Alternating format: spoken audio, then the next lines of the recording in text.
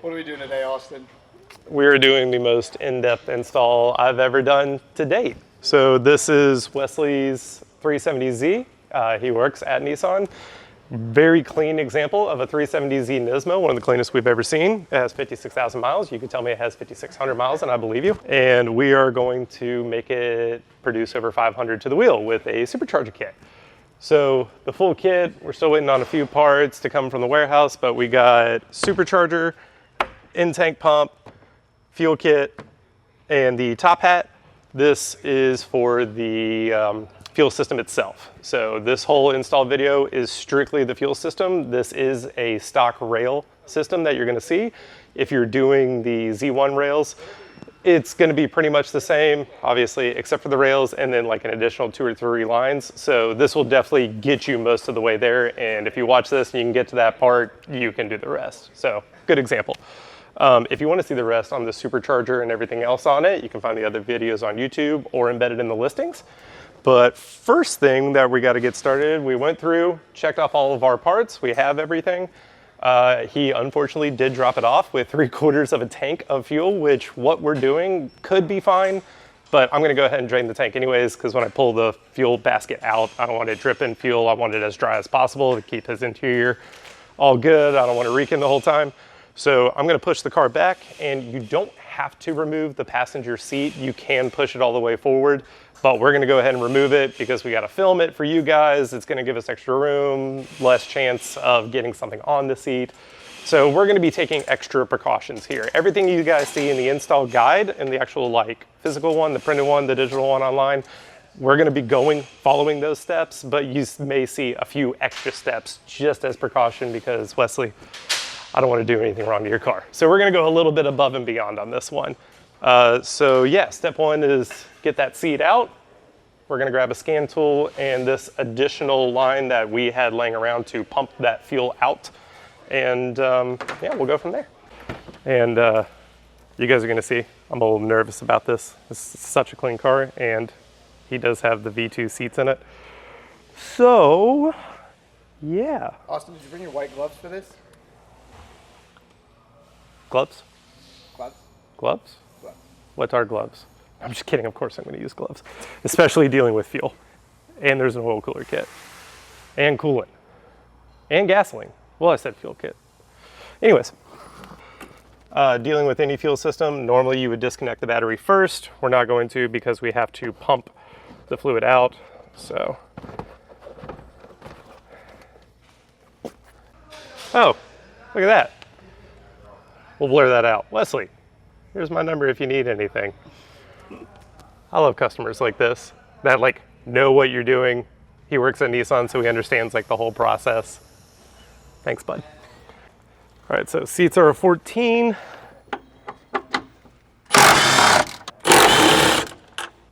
And then I'm sure there will be occupancy harnesses and stuff down below. So we'll slide it all the way back, get these guys out, and then lean the seat back.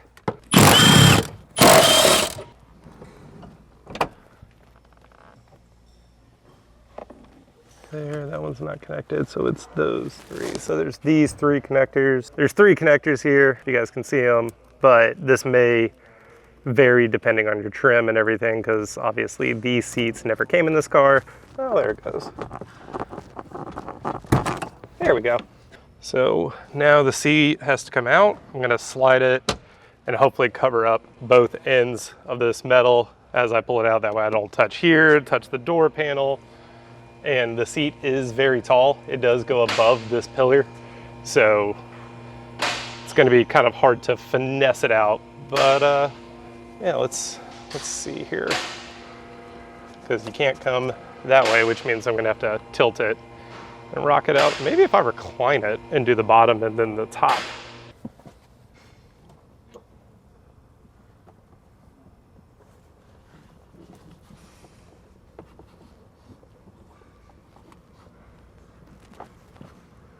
Ooh, it's also not the lightest seat because it has airbags. But God, it is a good looking seat. I love these things. Now I get to crouch and huddle. Anything to lay down? Should I take the floor mat out, or is it just when I'm done you vacuum it out before you put everything back in? Like we said, extra steps. I'm trying to keep your car clean, Wes. Perfect. Yeah, give me 2. Yeah, thank you guys. Carpet's coming up to access the fuel hat. I got a 90-degree pick here, and there's little creases. I know you guys can't see that over there, but like a crease here that you can kind of put that pick into. That way when you're prying up, you're not like going up against this and potentially scratching it, or like you can use the edge around this little glove box. There we go. Just get that started over there. And then I'll bet you I can hook that, get my finger underneath. There we go. Now, boom. Bada bing, bada boom. And then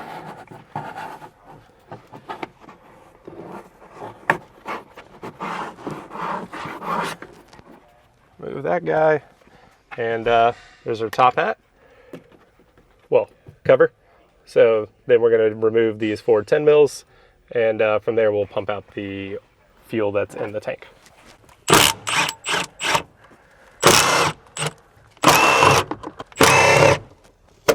That guy should just pull right on up. And it is coiled inside. There we go. And then maybe you have to come, yeah, there's that one connector, which I have to leave connected right now. I was about to disconnect it, but we got to pump the fuel out. So I'm just going to kind of pull this guy to the side. I'm just going to leave it there right now. And we'll get that fuel line off, get a rag because there is going to be some residual fuel. We're also going to put a mat underneath the car because some of the fuel will spill out over the tank and onto the floor.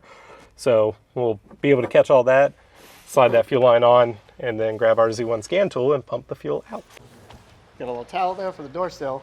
Yeah, did you see these carbon Nismo ones? Yeah, they're pretty. nice. It wouldn't be nice to get fuel on those. Yeah. Would it? No. So we protect. You know what, like, kind of actually adding to the nervousness of this? There's not a single scratch on anything on this. Like, It's pristine. like there's no scratches here. There's no scratches there. The interior looks flawless. That's why I said Great. you bring- We're gonna drain this fuel out, and if you guys work in a shop or been around a shop, you know fuel is a valuable commodity, and also we don't want to get the wrong fuel. So I'm gonna label the jugs Wes 93. So I'm gonna throw these on, that way there's no confusion of what's in here or whose it is. All right, so little absorbent mats. Go right there. All right. It bugs everybody in here. A lot of the installed videos you guys have seen. I don't wear gloves because I hate it when you get in that situation where the glove actually interferes with like you trying to like thread on a bolt or something, right? Same way. Like I would much rather wash my hands a million times. You gotta do the Doug method. It doesn't fit. Grab my strong It doesn't hand. fit. The gloves don't fit. Still struggling. Yeah, I'll grow into them. Any day now. Okay. It's not ideal, but I can't open my hand all the way. All right, so we drove the car in the shop, right? So line is pressurized, there's fuel all in it. We're going to turn the fuel pump off while the car is running. That way the engine will pull all that fuel into it and then end up, run the line dry. That way when I disconnect it to pump the fluid out, the fuel out, I'm not dumping a colossal ton of fuel all over the place. Are you basically starving the engine of fuel without starting the engine of fuel? Yeah, like the engine will go until it has no fuel. Scan tool plugged in, right? And then start the car. Okay.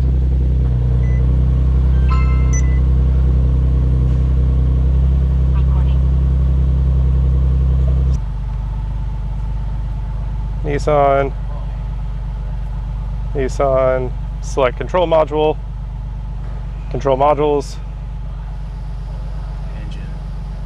engine, Yep. loading, active test, or special functions. Special functions, fuel pump relay. On. It currently says it's off. Hit on. Alright, now hit off.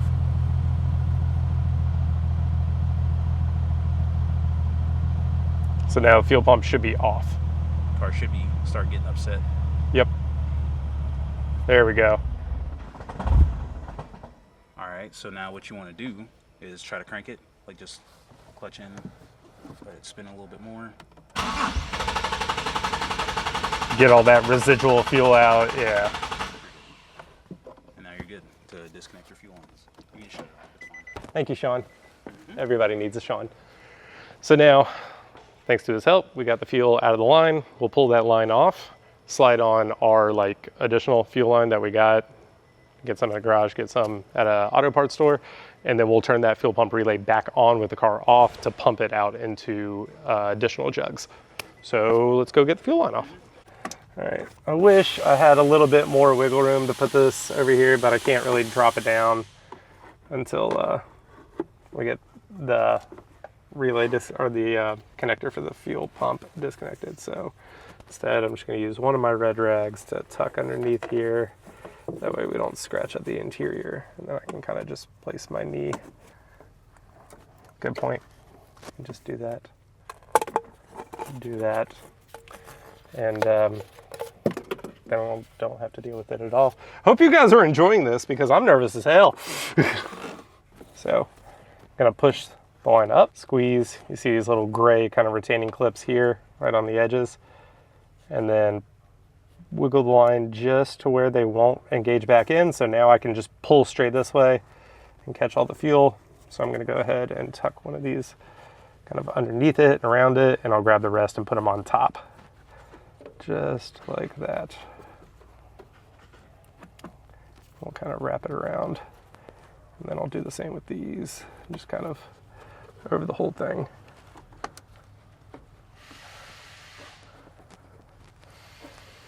Dude, not a drop. Sean for the win. Man, everybody needs a Sean. Somewhere out of your way. Well, so much for not a drop. Damn it, Sean. Now we'll get these out of the car so they don't touch anything. And yeah, now I need that fuel line and we can siphon this stuff out. Yeah, how we did it on the scan tool, like right there with turning it off, that way the engine just sucks all the fuel out. We're just gonna reverse it with engine not running. So I'll turn the relay on with this connected, engine not running. Obviously there's no line connected to it. And it'll just turn the fuel pump on and it'll go into here. The only thing is there's a lot more fuel in here than this jug. So I gotta make sure I turn the pump off before it gets to the top. Plug it in before you turn the car on, or it'll be upset. So. Did you put it in accessory mode? Wouldn't that turn the fuel pump on? No. Oh, okay. Fuel pump only turns on when you hit ignition.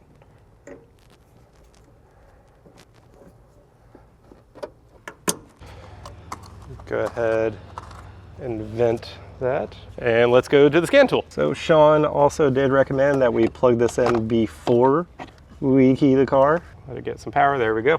Key the car on, and we're gonna go do the exact same thing we just did. So Nissan, select control module, control modules, engine. Wait here for a little bit while he detects all the available modules. And Dave, when I turn this on, if you want to do me a favor, yes, and let me know when that jug's about to get full. I can do that. It just shout over to me, I'll turn it off, we'll swap jugs, fill the second jug, fill the third jug, and yeah. I can do that. And then we can take out the fuel basket. Yay! Oh, does it reach that far? It'll reach far enough once you get the... Oh yeah, yeah, let's just do that. Are you sure you have to take a service appointment today? Can you just like come over here and just supervise? Active test again, Sean? Yes. Active test, fuel pump relay, select anything, it doesn't matter, and then hit OK. So the fuel pump is currently off. You can see up there in the middle. I'll hit F1 to turn it on, and we're good to go.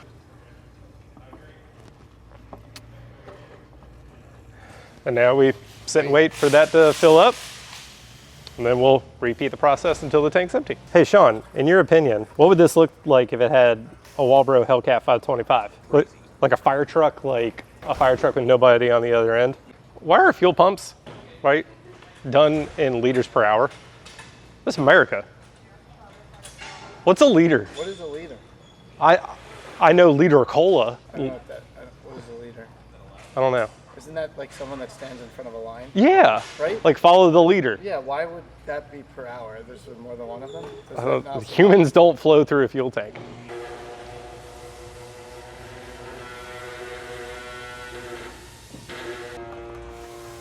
It's right there. You're not wearing one.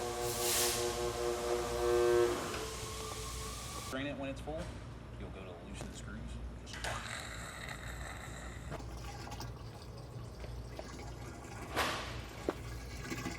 Hear that? Sound of horsepower. All right, go ahead and take a look in here, Dave. So we're getting kind of full. All right, you can see that. So just come over to the scan tool and hit F3 for off. And bingo. Cool. So let's grab our other jug and repeat this process. We don't have to go to the tank as empty, but like the basket, top of the tank, like it hangs down. It's kind of like about that tall. I'm trying to get it below the basket because I don't want to pull the whole basket out and it be like full and soaked with fuel, and then I'm trying to carry this through his interior and everything.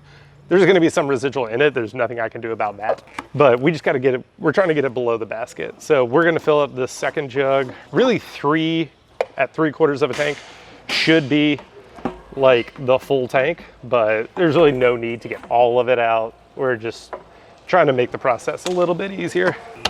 Jug 1 done. Lines in jug 2. Turn fuel pump back on. And we're good to go. Keep going. Finally warmed up. Finally put the gloves on. You grew into them? Boop, boop. Yeah. But now they're like, you know how you like check shoes? Yeah, it's all the way to the end. I need new shoes. Need new gloves. So like what Sean just said, like you can see it's like barely trickling, right? We're gonna go ahead and cut it off here. So we got a jug and a half. So pump off. Kind of let this guy drain out. I'll grab a rag. We'll pull that other end of the line off and be able to disconnect it. We can take the hat off. So I'll just slide this line off. Wrap that around, turn it up. That way it won't drip on anything. And we'll get this guy out of here. Make sure all that fuel in the line goes out. And there we go. I'll go find a spot to put this and clean up that little bit of residual fuel off the top, and then we'll remove the hat. Now this is a little like unnecessary because I'm gonna pull this whole basket out and it's just gonna get fuel everywhere. Like I said, guys, we're going above and beyond here.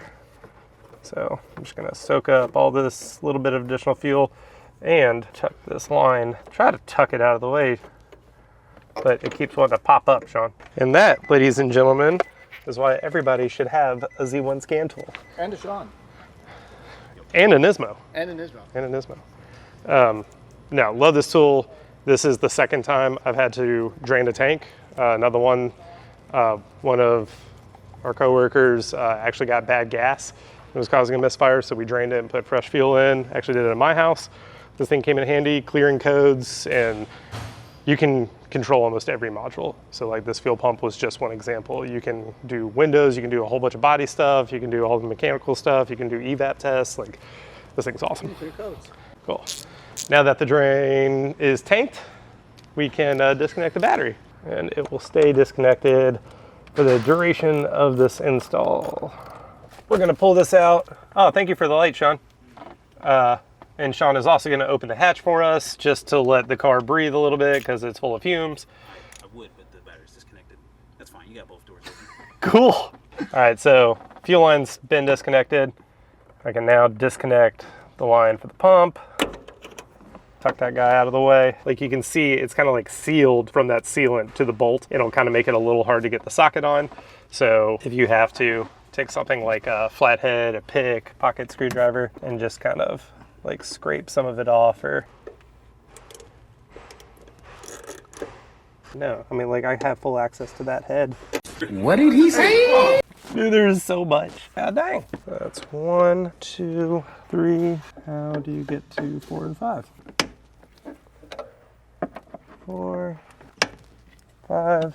coated on it. I'm gonna have to scrape some of that off to get the Phillips head in it. So these are 8 mils, but there's so much of that sealer around it that the socket's not able to get on it.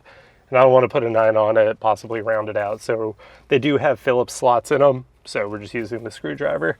That way I don't have to sit here and try to file all this stuff off. That one is like coated pretty good. Can you see that, Dave? No, it's like just, yeah, no, that one's really bad. I got a pick on the toolbox I can grab. Try and scrape it off around the edges. That way I can get a socket on it. Get in there.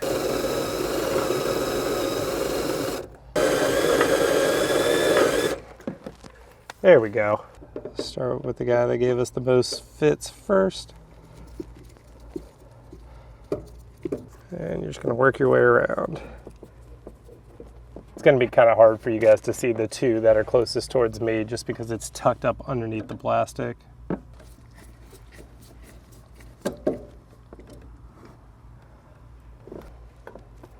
There we go.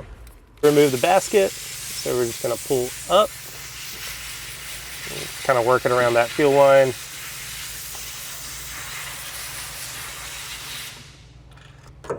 There we go.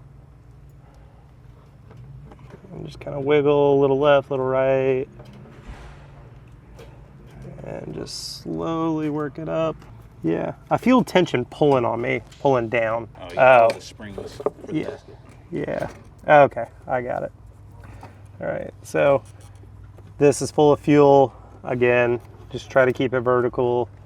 Don't want to spill anything. And then my siphon line is, so again, is it same fashion, up and then squeeze. All right, so it's squeeze and then, yeah, no, you're good. Go ahead and show me. That. Make sure that clip is in there. And then you can You got a 6-pack yet, Dave? It feels like it.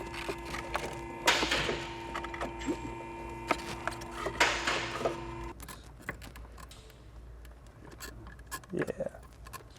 Real careful. Yeah. Okay. So yeah, that's our siphon line we got to disconnect. Yeah, that guy's on there. You good, Dave? You need to take a break? No, just keep going.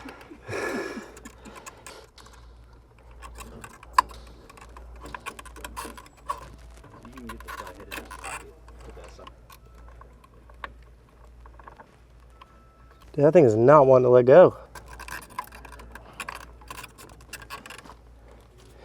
Hold on with super glue. All right, Dave, take a break. Okay. You gotta do what you can for the shot, you know what I'm saying? Basically held him playing for like 7 minutes. Yeah, how's your abs? You're not going to the gym today. No, guess not. No crunches today for me. Siphon disconnection, take 2.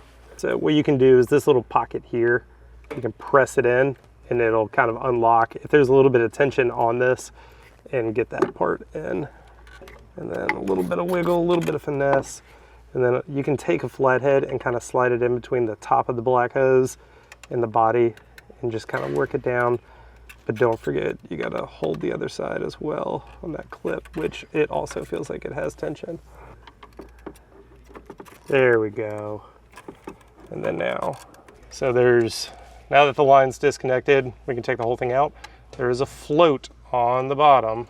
You gotta make sure you don't catch and bend. And rock it out just like that. I'm gonna let it dangle there for a little bit and I'll cover the bottom with a rag just like that. And we're good to go. I took my boots off. Sean has so graciously given us a drain. So now outside, actually before I drain it, I can show you guys. Here's that captive piece that holds it. So it's just finessing this to get it in and then pull it out. And of course it's been soaked in fuel its entire life. So it is a little bit of a back and forth. So I was putting the screwdriver on top of the hose and prying up against this. But of course you don't want to snap anything on it because if you do, whole new basket.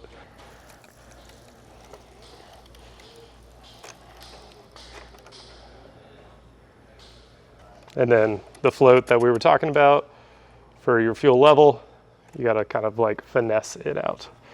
But Yeah, I think we're good. Dump it over one more time. Being that this is a old style basket, and just being a 370 basket in general, the pumps baskets tend to break right here.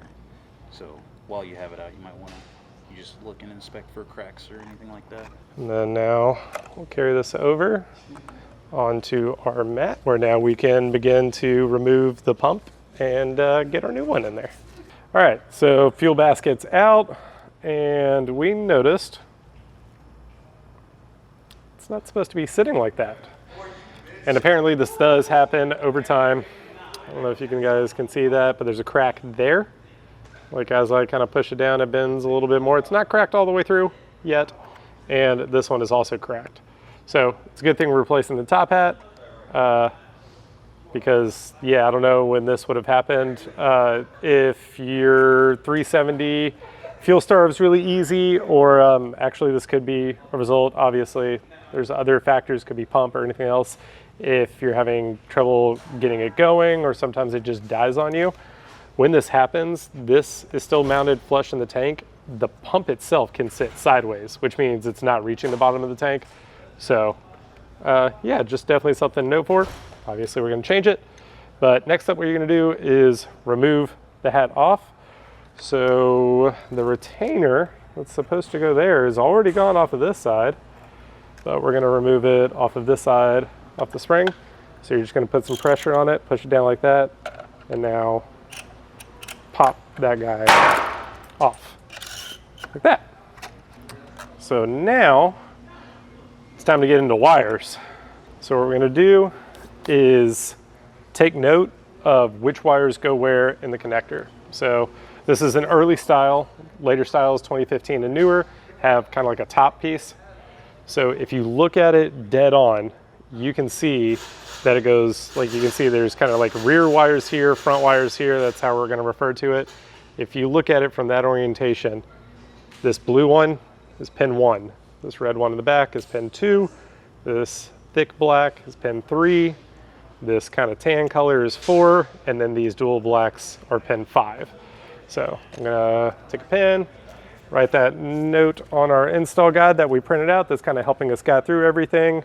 That way we can all put it back in the right spot. Our power for the fuel pump, 2 is red, that goes into the fuel level sensor. 3 is a thick black, which I'm assuming is fuel pump ground. 4 is the tan wire that goes to our fuel temp sensor.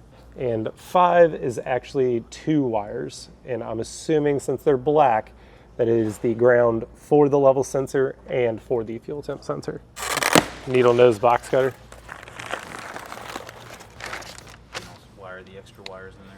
So Yeah. the wire in the car, you're about to cut that off, repin it, put it there. And then the wiring on this new hat, you're about to... Oh, Yeah. okay, okay. I see. So you just go through all So that? no, I have to go through the fuel pump hat and the fuel pump installation at the same time. A little bit, yeah. I was about to do a whole bunch of extra work for no reason. Sure were. Did you follow that? I did. He really flips through instructions. And the top hat, okay, cool. Thank you, Sean. Who the f decided I was gonna do this? Okay, so I forgot to tell you what I was doing. We labeled the wires, so I have a note that tells me what color goes to where. And we took photos and orientated, like, this is the positive, obviously, or signal, and then that's your ground for the fuel level sensor.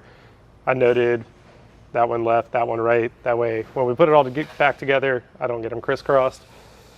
And then now, next step is to remove the fuel pump wires. Cool.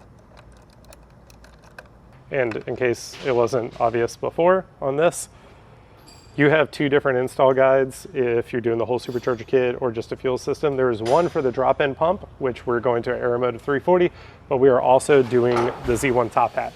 If you do the instructions for just the fuel pump, it's going to have you reconfigure the top hat as the instruction guide is in the listing. And if you do just the top hat, it doesn't say anything about upgrading the pump. So you kind of have to go back and forth, which there's a lot of similarities.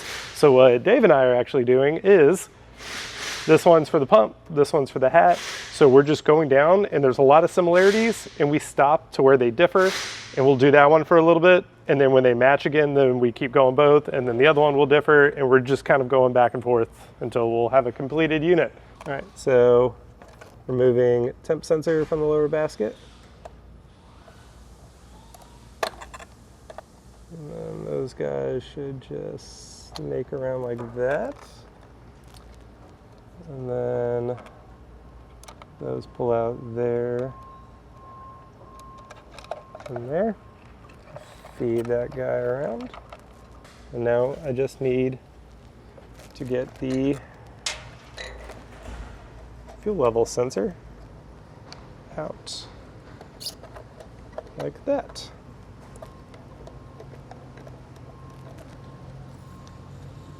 All right, we're getting there. All right, so we got our temp sensor off and we got our fuel level sending unhooked from the lower basket. And you guys saw we popped the retainer off the sprung side and this little guy was there as a spacer. Put those to the side. We'll figure out if we reuse them or not. So what I'm gonna do is pull this hat off and go ahead and pull these wires out. And then we'll cut this line, this corrugated line, and then we'll have our lower basket. So these are all spade connectors. I'm sure they're going to be on there pretty tight, so I'm going to do my best to not mangle them. I got to give it a little wiggle dance. Yeah, these two, it's not happy with me. There we go. There we go. So now we can pull the fuel sending level sensor, sending unit level sensor, they're all kind of the same thing.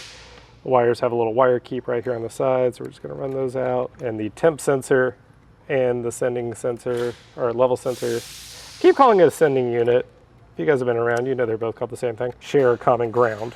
So we'll just pull that out, kind of get all these wires out of here, and there we go. These two share that common ground, and then their signals are from here. So now we'll set these guys to the side.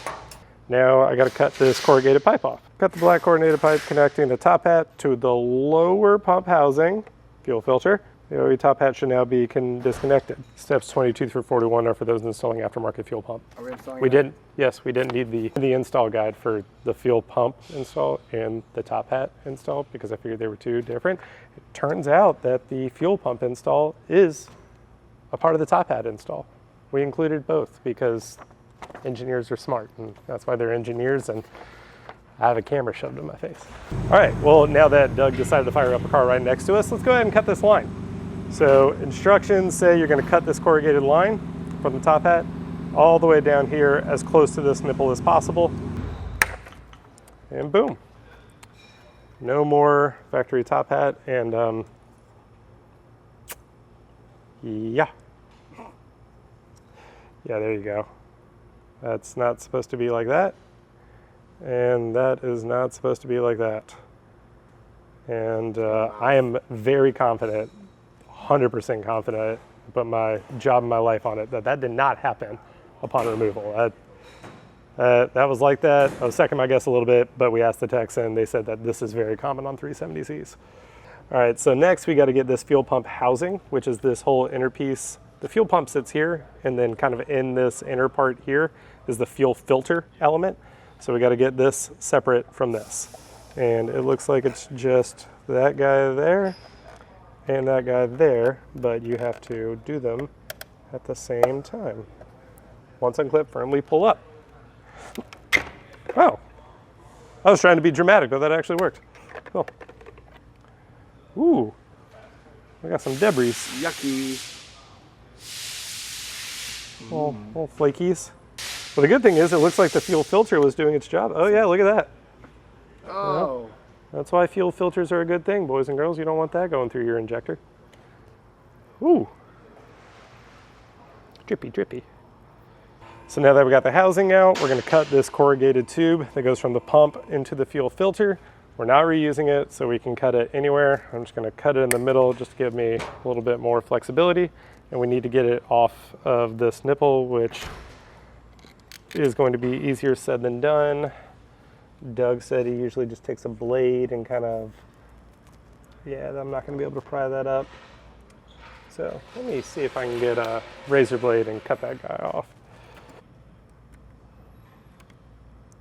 Oh, there we go. Oh, cool. That was easier than I thought. All right, so next we got to get the factory pump out. So there's a plastic clip that's a part of this kind of upper piece right there above my finger. And then there's one there. So you have to press that in, and at the same time, rotate this counterclockwise to pull it up. Okay, cool. So check this out. What you can do, if you have a thin flathead like what I got, you can kind of push it and retract it, and then keep the screwdriver in between it. So now I'm not like having to sit there and just keep that pressure on it. Not a way to use your head, Austin.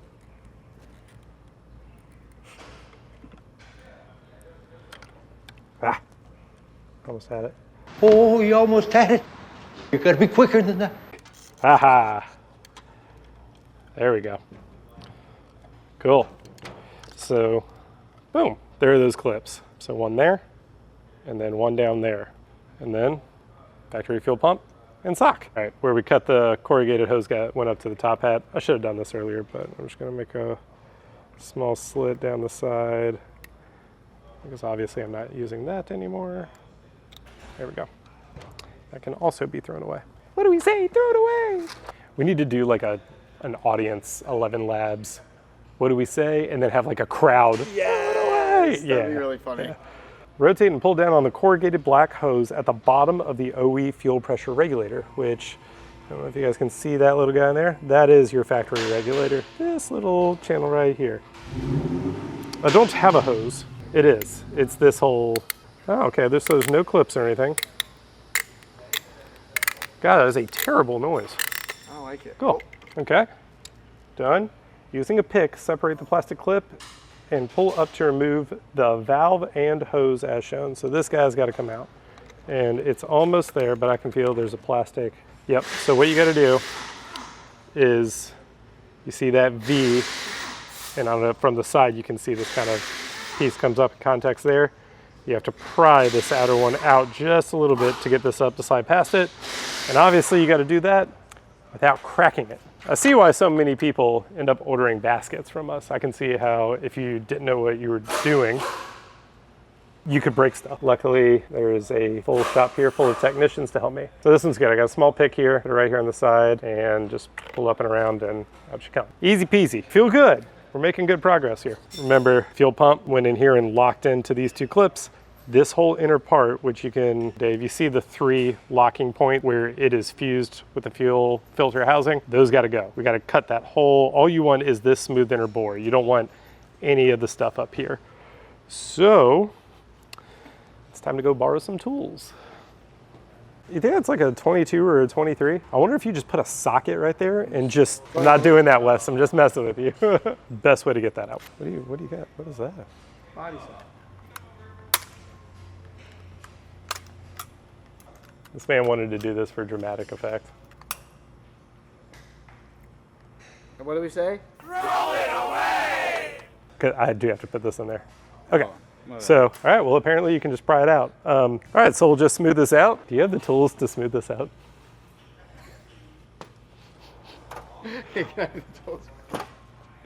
Listen, man, techs provide their own tools, right? If you guys work in a shop, you know how that goes.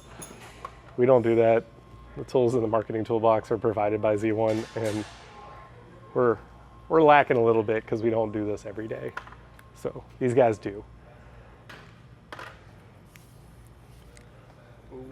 Pencil grinder and then Got it. Use what you have available.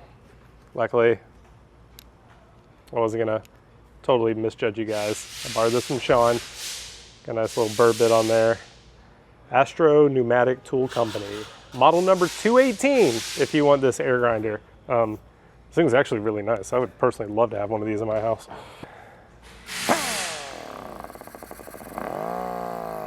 This is nice. When was the last time you had a cleaning? Come here. I'm gonna start super low speed here, and then you see the spots. Oh, sorry, you probably can't hear me. It's right next to my mic. Yeah. Yeah.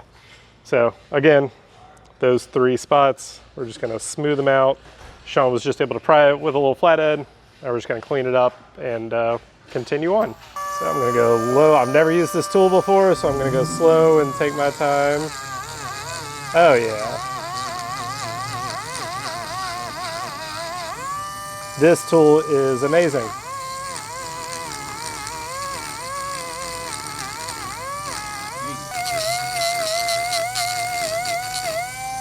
There we go.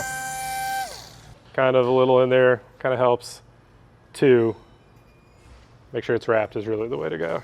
And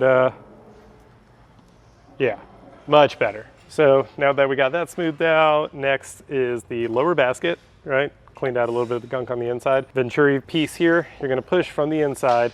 You're not completely removing it, you're just popping it out halfway. Give it some pressure and you'll see what I'm talking about. You just kind of, there we go. So what you're trying to get to is that little guy right there. So it's just really, it's a really tight tolerance fit, close fit. Maybe not tolerance is the word I would use. But yeah, that's the guy you're getting to. You just want to put it out just enough to see that. So we'll leave it like that. Yeah, this is not an exact science, as many components affect how well the Venturi system will function. If your fuel pressure regulator is unable to maintain low enough pressure at idle, this step will need to be repeated. But you're not going to know until you get everything back in the car running. Right, so the Venturi valve on the bottom of the basket, I pushed it in and we got a little bit out. You have to drill that little hole out to make it a little bit bigger. So I tried pressing on it with my thumb from the inside. It's a lot of pressure. I don't want to break it. So what I'm doing is just putting a flathead and you'll hear it click. And then I would just go into the other side and just kind of walking it a little bit just to get a little bit more breathing room, because I don't want a drill bit to actually accidentally touch the bottom of the basket.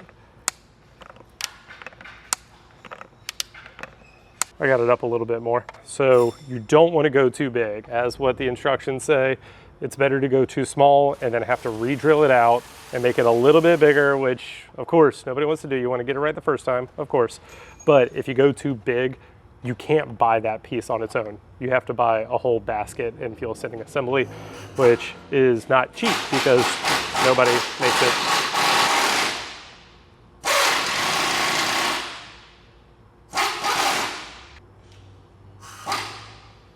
Nobody makes it other than Nissan. I'm gonna go a little bit more. Is that enough, like, space out the bottom? Or should I pry it out a little bit more? That guy comes out, don't it? Yeah, but it said you don't have to pull it out all the way, so I assume there was a reason not to pull it out all the way. I would just Pull it out to not damage the basket. Yeah.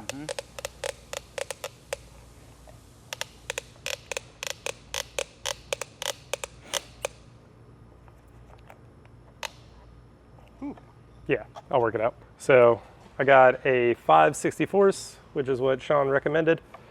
And we're gonna go into that guy right there. Yep, low and slow, baby. I ain't screwing this one up.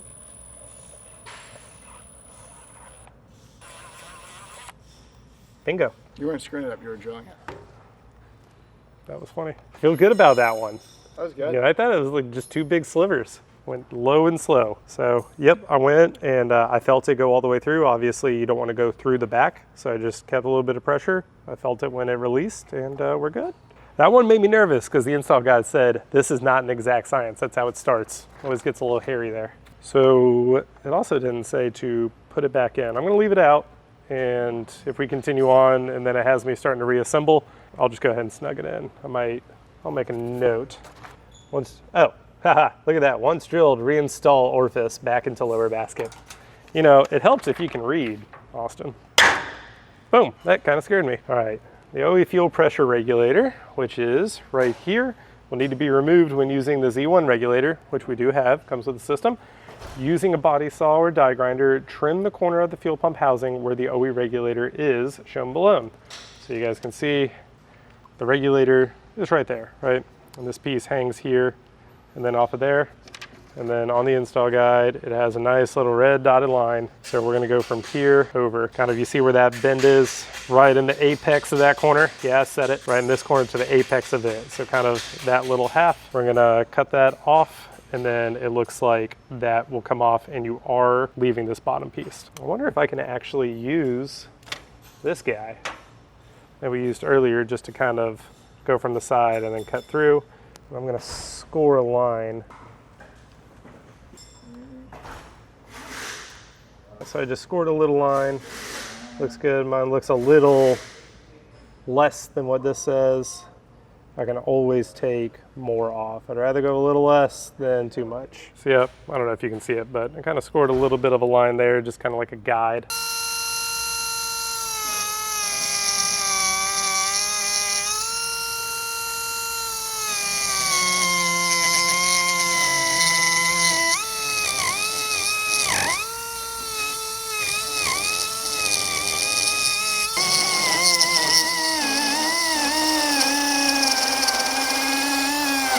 Oh yeah, it's still a little connected right there, but barely. Cool, I feel good about that.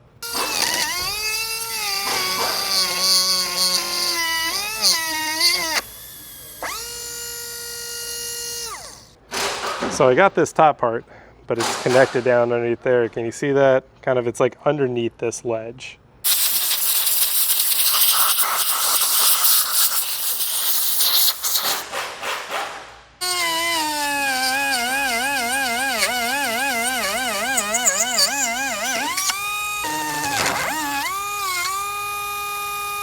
There we go. There we go. Oh no, I see. Right there. Yep, just a little bit more. So close.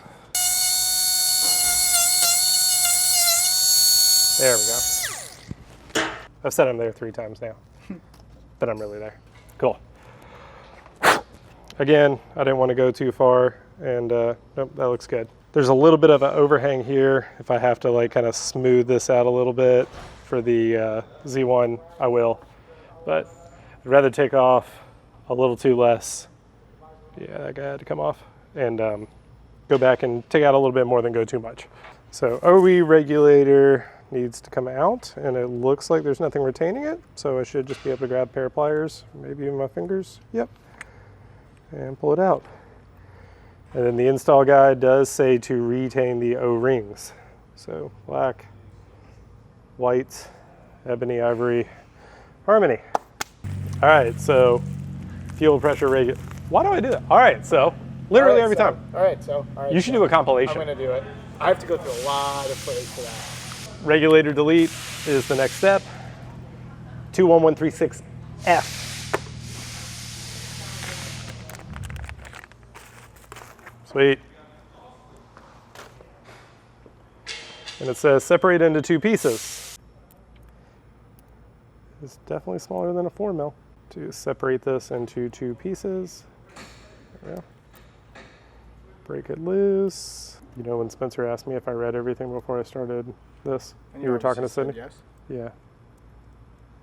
Obviously you did. That was a lie. Sorry, Spencer. I'm not gonna lie, I think that made him question me because he was like, oh no, what are we letting him do? You know what I mean? I think he was looking at me like, was this really a good idea? Yeah. I mean, who else would have done it? Cool. 2 pieces. All right. Delete. O-ring goes here. And then in the install guide, it said retain O-rings. There's this spacer, but that is not an O-ring. That's plastic. That's a spacer. I only had one. It's because the other one's right down in there. So, Now that a little. yep. See that guy down there? There we go. So when you remove the factory regulator, make sure you get that guy out. Aha, because that would suck to not have that. Man, imagine doing all this and you have to stop because you lost 1 O-ring. That'd be awful. That would be terrible. Also, this diameter, I don't like that that happens. Really? Nope, per that photo, it goes just like that. Install the larger delete piece into the fuel pump housing where the OE regulator was removed, which is, where's the Z1 logo? There it is. So it goes like that. Oh, and there's our locking tab that was in the OE. So I don't want to tip it like this and take a risk of pinching that O-ring. So I'm just going to kind of do it from the side just like this. Come down and It should kind of snap into place. And there's a notch on the regulator delete, just like on the upper plastic piece that we already removed. So there we go. Clock it just a little bit. There we go. Beautiful. Dude, we're installing parts. We're not removing parts anymore. We're putting parts on. Yeah, we're getting there. Once you get the regulator delete locked in place, should fit in there nice and tight. Take your bottom bracket, sorry, not a bracket, retainer, and it will snap in place on the basket.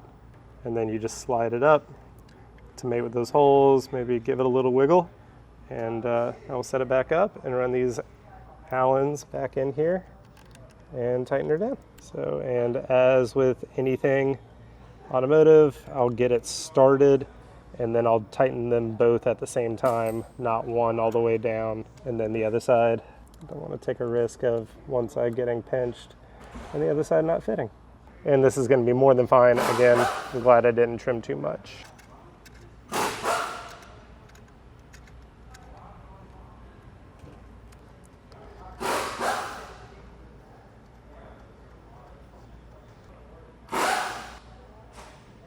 All right, so now you're going to take another component of the Venturi and we're going to slide it back in the bottom, and it is going to go, this corrugated tube is going to go in front of this bolt because we don't have a retaining clip for the old style. And it is a little bit of kind of like a in the way thing, so you're just going to kind of have to force it. I'm going to put it down here and then I can get a little more leverage. There we go. All right, now that's in. I can always remove this. It doesn't say to slide this back in, but I'm going to. If it gets in the way, I can always just pop that out and pop that guy back out. And now we're on to the new pump. So fuel sock needs to be transferred to the new pump. Fuel sock, just pull it straight off. Bingo. I don't need to do this. This whole factory fuel pump is going in the trash. Well, I don't know. They might want to save this because it is a good factory 370 pump. So just want to clean it up. Sean, save the OE pump. Save the OE pump. Okay. Sure. Sure. Sure, he says. Yeah, sure. Yeah. Transfer the OE strainer to the new pump. Not saving the regulator. You know what? I'm going to keep all leftover parts right now. Parts, parts, parts, parts, parts, parts, parts. Do you get that reference? Oh, that's a Turk and Forsberg reference. That'd make Forsberg really happy. When they used to do a series together, you guys should collab again. That was really entertaining. So, Aeromotive. Installation instruction. Yes, those are part numbers. Solid. Anyways, so it does come with a new sock, but unfortunately this, and I'm sure most of the wiring and everything in here, is for universal purposes. So we're probably not going to use a lot of it. I might use this if the bore allows me to, just to help dampen any noise or anything like that. We got a connector, we got another connector, got some hose clamp. So what you're going to do is you're going to take this sock, you're just going to stick it on there. Wait, no, I'm sorry. You're going to take the pump and you put it in, then you take the sock and shove this whole thing in. I'm going to wait till he's done. So we got our new Aeromotive 340, right? Yeah, 340. Got a harness already connected on. I'm going to drop it through fuel filter housing and pull this little nipple off. I said nipple. Oh, wait. Can't do that. Gotta put the sock on. The sock is provided. There's some stuff in here in this kit that comes with the pump that will not be used. Some of it does, but we'll go through it together and show you. So I'm gonna slide the sock through the harness from the top of the pump like so, and start getting this guy kind of put on like that. And then the strainer will go on the bottom. And then you can see it's kind of loose. It doesn't snap in quite like the OEM, which kind of makes sense. It's not an OEM pump. But what you're going to do is just slide that sleeve down, and then you're going to stretch it over these 3 tabs for the strainer. And the sleeve will go over, and then we'll slide it into that inner bore. So watch me struggle with this for just a second. Let me get it a little bit closer down. There we go. Make sure that's good. A little bit more. and I would not recommend using a tool for this part. Like, you might feel inclined to kind of run a tool under to get it over. This foam stock's like really forgiving. You can just use your fingers and just kind of stretch it over like that, and then just kind of work your way around.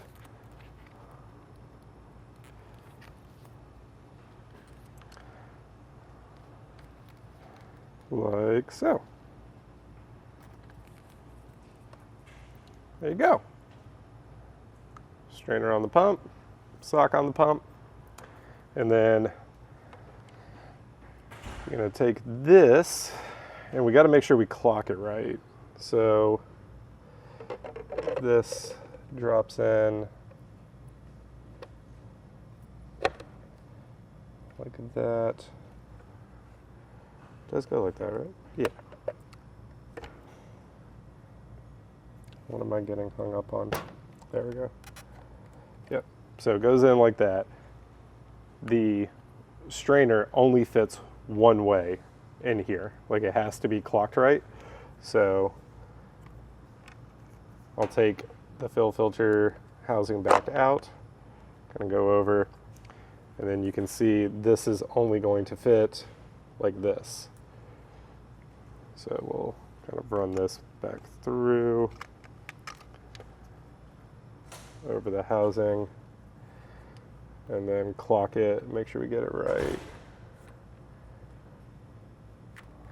Just like that.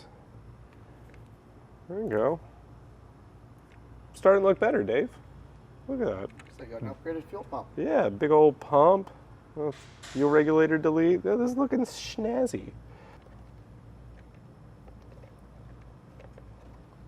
So it is going to be a tight fit. There we go. And then now, don't forget you have your retaining clip here and here. So I'm just going to pull on that one a little bit, push it down and in, pull on that one, push it down and in.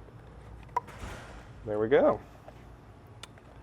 Lower basket looks good. Fuel temp sensor, level sensor need to go back onto the lower housing. So I'm going to take all these wires and route them underneath this corrugated line where they originally were. And then there is a little wire keep right here. So I'll just slide them underneath all of that, just like that. And then give me a little bit of slack. Temp sensors in. And then I'll kind of pull up some of the slack from this and that. And then this kind of upside down T slot goes on the upside down T slot on the level sensor. And it should slide right in place. Just like that. Cool. Float looks good. And now I'll just, again, kind of pull the slack out of these wires. There we go. All nice and tidy. All those will come together and go up to our new top hat, which we're finally there. Top hat, connector pre-installed, top and bottom, ports for the pump and the return. You can use the top hat if you don't have a return system, but obviously this thing's getting it, so we are. All right, so top hat. We're at the top hat. Got fuel level in, temp sensor. Take our barbs and we are going to thread these into the top hat, one for the pump and one for the return. And these use a 8mm. The good thing is these are clockable. I want to get it started here, don't want to cross it. We got our top hat and we got our two barbs for the return and the pump, very clearly labeled. So I'm just going to start threading these in by hand. So thread that one in, thread the return side in. So these are started, and these outlets do swivel around that kind of center bore. So then I can just tighten this guy down like that, and then we'll swing that guy around, and then the same thing with this guy. There we go. Just start it with one thread, and then use your Allen to tighten it down, and then just a little snug there. And a little snug there. Sweet. And then now you can see the snap rings and that center kind of stud stays still. I can swivel these guys around wherever I want. Good seal on the underside for the hoses. So next, take your top hat with your bar fittings on, flip it over, and we're going to take our new supplied rods, and with a dab of Loctite, we're going to thread them in right here on the underside of the top hat. Pro tip, we always give you guys these little things of Loctite 271. These are reusable. You're not going to use this whole thing for just these two little things. So when you're done, the cap that you broke off, you just flip it upside down and you can keep it. So just a little bit through there and then thread it into the top hat. And now there is a flat spot, we'll show you right here for a 4mm. I don't have a 4mm wrench, so I'll just use a pair of pliers and just give it like a little extra kind of oomph.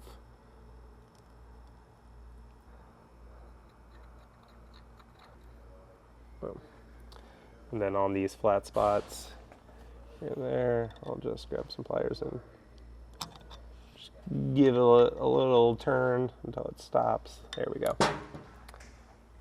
It's starting to come together, Dave. I'm getting excited. All right, so now from here, the air motive pump that we decided to go with already has this connector at the top.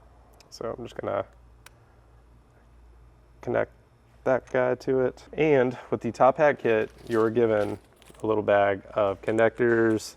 There's some bolts in there, a couple little pins. So I need 2 of those guys for the ends of the power and ground for the fuel pump. Actually, I'm gonna go ahead and dump this out and take the time and organize this, get everything the way it should be. I feel like taking these little extra steps will just save us time in the long run. With our fuel pump wires, this is obviously way too much. Our fuel pump assembly basket is not that tall. So what we're gonna do is we're actually gonna cut halfway down to shorten these out. And I'm gonna go a little long because you can always kind of coil the wire like in the middle. So I'd rather have too much than too little. You can always go back and shorten it up. Let's go here. Strip these guys just a little bit there. All right, so we're gonna strip these guys out and boom. Okay. We're good. Yep. So right around there, right? Yep. Cool. Take our crimper. Put the terminal in first. Ah. Oh, I see what you're saying, and use it to kind of hold. I got you. Yeah. Like I do. I load the crimper and then get the wire. Like Got it. You can start it. Yeah. Yeah. Now close it down some. Or replace. There you go. Right. Now you can. Right. There.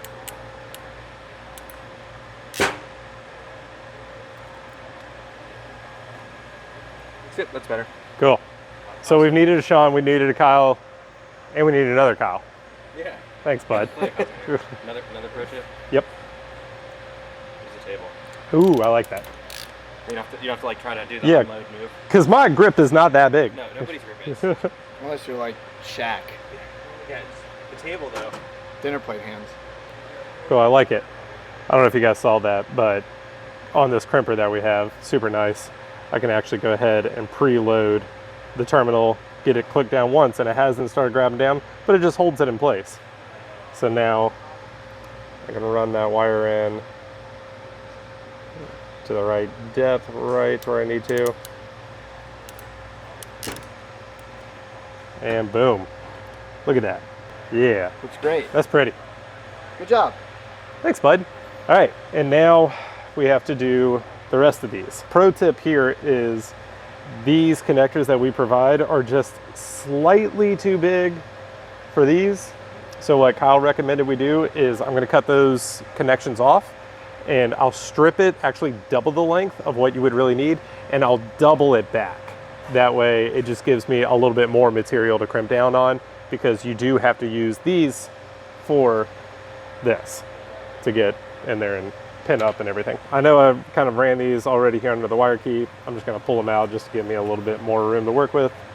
And we are going to do everything the same of keeping these two in one, these two, and then these two. So 5. So we'll start with the signal for the fuel temp first. Terminate that end, strip this guy, just like that. And then again, I'm going to actually overdo it just a little bit. There we go. And then what you do, like you saw me double do it. So I pulled first piece off, second piece, I'm actually going to leave on there and bend it over just like that. So now that gives me double the connection. There are not double the connection, but double the thickness and double the thickness of the insulator there. That way when I crimp it onto one of these guys, it'll be on there, as the Germans would say, good and tight. See what I did there?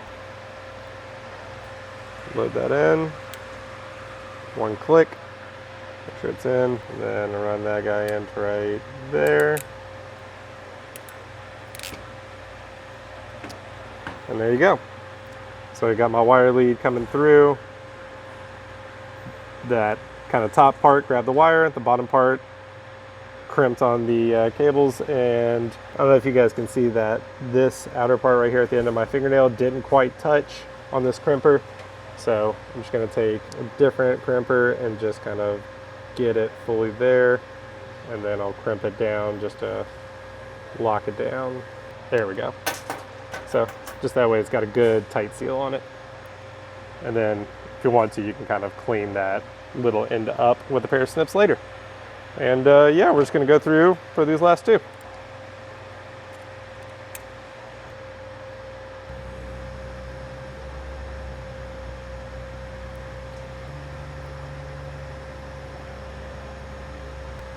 And that guy in.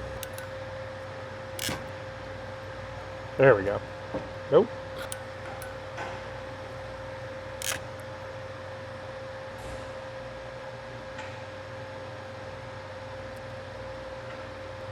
There we go. Cool. And this one, I shouldn't have to double back because it's 2 wires already.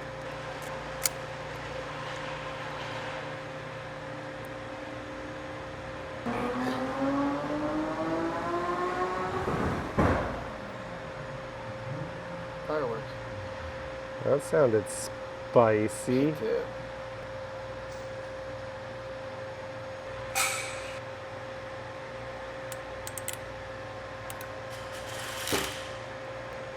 Bingo. Sweet. So now we have our 5 new terminations, and we're going to proceed.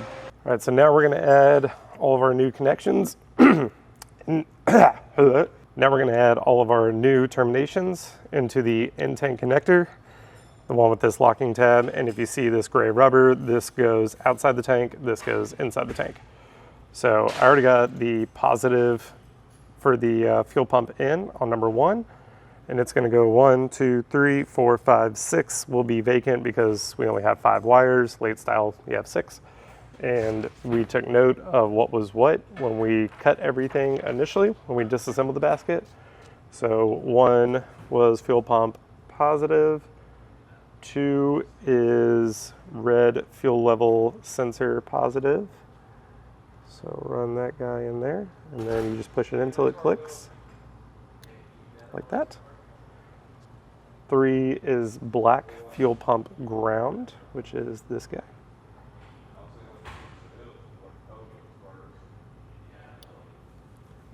4 is fuel temp sense, which is this guy.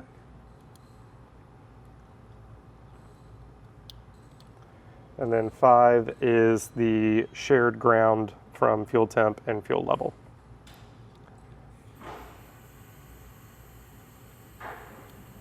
Just like that. Push that blue guy in, and there you go. Beautiful. So there's 2 spots that this guy could sit. It goes over here. Like that. And I'm pretty sure it goes like that. Now we're going to put the hat onto the lower basket. So some 370s will come with springs on both sides and locking collars. Some only have 1. Ours only had 1. So first, you're gonna take this guy with that collar and then the spring. You're gonna put the rods in and then push down, and then take your locking collar. You're gonna slide it back onto the rod. This is a tight piece. There we go. Boom. With the head on, rods in place, we can make this connection to the bottom of the hat. So I'll just lay this guy down on its side and run this guy up through and connect him into the bottom of the hat.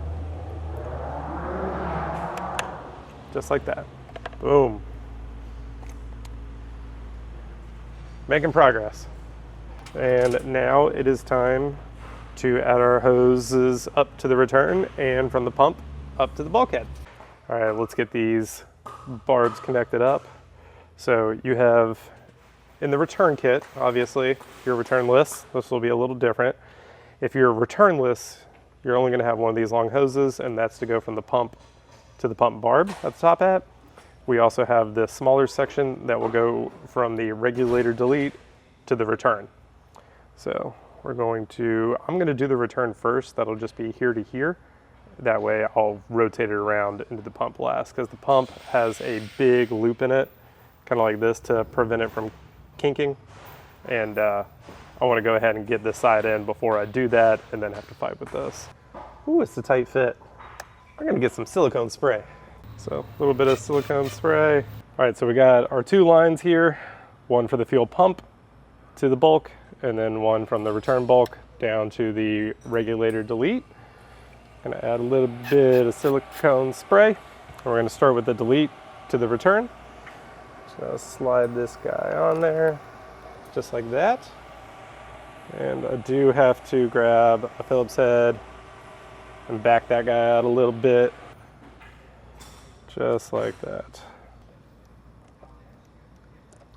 Cool. Don't want to go too tight and pinch the hose. And then I'll slide this other clamp on. Have you guys done that before? You slide a hose on, or like exhaust or anything, you think you're almost done and you realize you forgot to put the clamp on, so you have to take it back apart, slide the clamp on, put it back together. Yeah, I've done it. And if you say you haven't done it, you're lying. A little bit of silly spray. And then this guy is going, here, let me rotate it for you, up here to this return barb. If it's a little too long, no, that'll be good. I can always trim it down a little bit. Yeah, look at that. Can't get this clamp right over that barb yet, so I just gotta loosen it up just a little bit. I like it right there. Cool. And now all we gotta do is the pump. I kept the nipple on the pump side because while we're doing all this, I didn't want any debris falling in there, but I think we're good now. So remove that. A little bit of silicone spray. And then we'll slide this on and slide it on over the pump outlet. And it actually, the head of that clamp sits perfectly in that little recessed spot, which is just sheer coincidence and convenience.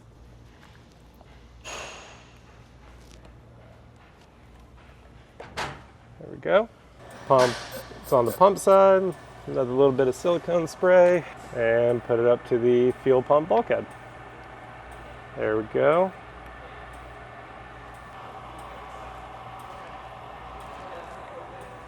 Look at that.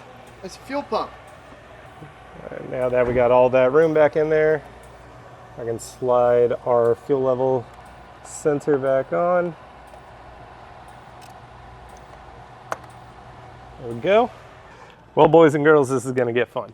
Mutzi's coming out. The shoes are coming off. And you know what? I'm going to be that guy. Oh my gosh, he's sitting crisscross applesauce. Yes, I am. So we're back in the car. Fuel pump is all assembled, the whole basket. All we gotta do is do this connector, drop it in, make sure we connect that siphon line that's inside the tank. This is the part that I was getting a little sketched out on, but guys, if I can do this, you can do this. The wires that went up to the factory top hat, right? we provide the diagram that shows you which wire goes to which pin, and you need to make a note of it. And I did. We have 5. If you have a later model, you have 6.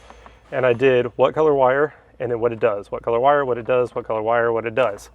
So I know that pin 1 on the top hat, which you go left or right, so right there, pin 1 through 5. I know that 1 is fuel pump positive. 2 is fuel level signal. 3 is ground for the fuel pump. 4 is fuel temp sensor. And then 5 is a shared ground between the fuel temp and the fuel level. And again, this is year kind of specific, so yours may vary a little bit. But now what you have to do from this point, because our basket is good, is I have to cut this connector off, but the wires change colors from the basket to the factory harness. But since I wrote down what goes where, I can kind of deduce by plugging this guy back in, right? I know that 1 was blue in the tank and it's fuel pump positive, which is this pink wire, and it makes sense because it's a little bit thicker than the rest because the fuel pump draws a lot of power. So what I'm gonna do now is, now that I have this connected with this diagram, I'm going to rewrite down the 5, what they do, and the 5 new colors. That way, I can rewire it to our new connector to plug into the Z1 top hat. And then from there, we'll be able to put it in the tank, and then we start running lines. So yeah, this connector, because it is on top of the tank, but outside the body, it has this little red weather seal with this gray retaining clip that kind of goes on the end right here. So you're gonna pop it off, take out the little red rubber piece, and what we're gonna do is cut, once I label everything, I'll cut here and I'll shove the wires through here. And now the orientation does change from the Z1 top hat because this is obviously looking this way. The Z1 top hat was the other way. So they're almost kind of reversed, right? There's diagrams if that's a little confusing. But once I clip it, I have to shove it through the gray piece, the non-terminated, right? Just fresh cut wire, through the gray, through the rubber seal. And once I get all 5, and I'll leave number 6 vacant, through the other side, then I will terminate them, put them into the connector, put this seal on the back, and we'll be good to go. So enjoy this. Oh wait, I need a pen. Ah, there's a pen. And then I'm going to label everything from right there. And it actually makes a lot of sense. There's a thick pink, that's gonna be your fuel pump positive, and then there's a thick black. Everything else looks like it's about a 20 gauge wire. Those are obviously the fuel pump ones because the fuel pump draws more power than anything else, which is 100% following the guide that I wrote down as to what wire does what. The only thing that changes is color. For fuel pump positive, 2 is fuel level signal, which is solid white.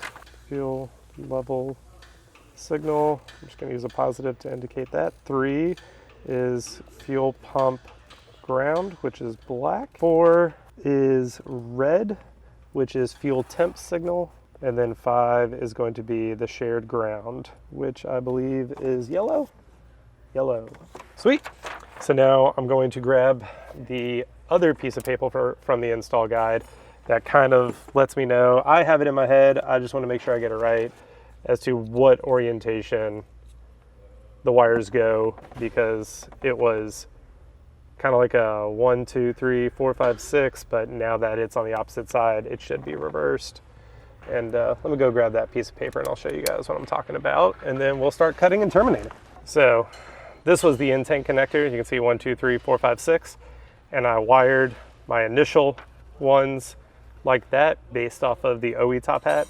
And then now that I'm on the outside connector, you can see 1 was top left, 1 is now top right because it, flips. So 1 will be pink fuel pump positive.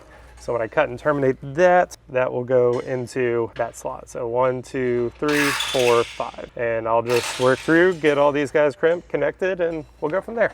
Dave, this feels so wrong. Oh my goodness. Ah! Well, there's no going back now. Nope. I mean, really, there's nothing wrong with that. But yeah, you see what I mean. 1, 2, 3, 4, 5. Those 2 honking boys, and then those Positive, signal, signal, ground, shared ground. I'm gonna grab a razor blade to cut this shielding down a little bit, peel it back, and give me some more room to work with to strip these guys, run them through, terminate them, and then I'm gonna do a little bit more than I have to, and then we can always wrap them back up and seal it back up to this connector. So it'll be kind of like that. I did just a slight little cut. I don't honestly think I went far enough. Just did the electrical tape. Yeah, I gotta go a little further, but of course I don't want to cut the wires underneath. Man, they really wrap this stuff up. Yeah. Not a bad thing. I'd rather them overdo it than underdo it. Right. This is just pure like electrical tape. There we go. Sweet. So there are the 5. Okay. Feeling good, Dave. Feeling good. Not doing these in any particular order. These are the same gauge. These other 3, the share ground, the fuel temp signal, and the fuel level signal. So I am going to do the same little trick that I did before of doubling them down. So I'll do that one, and then I'm just going to push it a little bit further through on the crimper. Let me kind of isolate that guy. There we go. And just do just a little bit more like that. Push it up and over.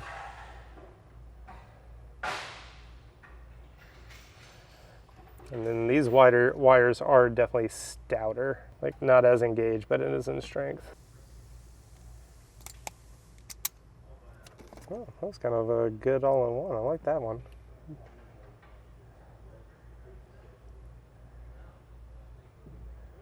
Sweet. One more, which this is our shared ground. I'll do just a little bit more. There we go. And then bend that guy over. Sweet. So we got our 5 new ends. Dave, Yes. I forgot the terminals. Great. Awesome. Go get them. Okay. Dude, I am the definition of a Z1 YouTube mechanic. You are. Not even just Z1. You're just Is a YouTube certified. mechanic a guy that does mechanics on YouTube? Or is it YouTube mechanic does guys on YouTube mechanics? This is because mechanic does YouTube on guys on mechanics on YouTube. So I got our connector, got our handy dandy fancy crimper. Again, I'm just gonna preload it just like that. And then I'm gonna go down till it clicks and then put the wire in and crimper down.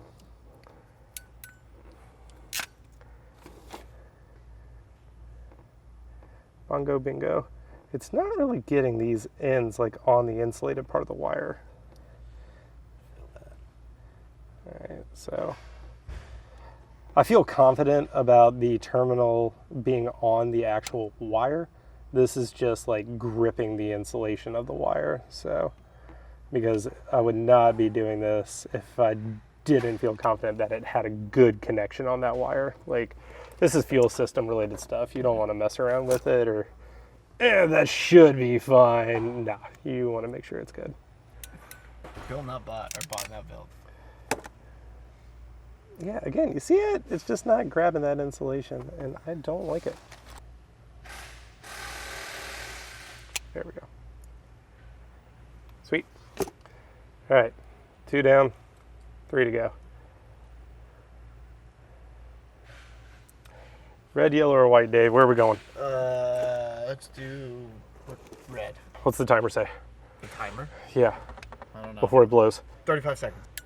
10 seconds, MacGruber.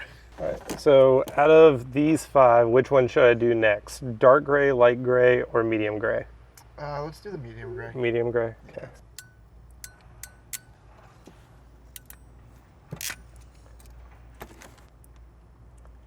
Yeah, there we go. That's better.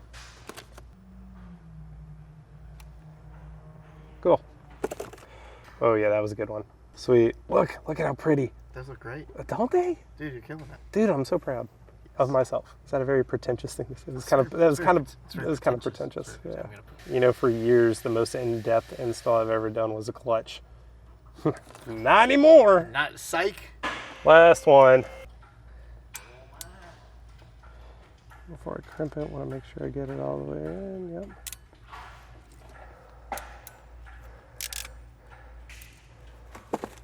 Let me go ahead and cut some of this additional tape off. I can just, there we go, just shorten that, and then now I can tuck these guys back through into the shielding, just like that. And then I'm gonna leave this undone for now. That way I can, if I gotta come back or get a little bit longer, trim this back a little bit more. Not going against myself. Okay, so now I told you guys, pass the wire through this first and then terminate, because I saw that tiny little hole, and guess what I forgot to do? Right? Great. All right, awesome. The good thing is this is extremely soft, flexible rubber, and it does pass right on through. So not a big deal. But now the important part is that I get these in the right spot. So I have my new list of what number goes where, and then I also have the diagram on what number needs to go where, and this is looking at it through this way. So number 1 is pink. Yeah, buddy. Okay, so we're just gonna go through this for all of them. 2 is white, which is fuel level signal.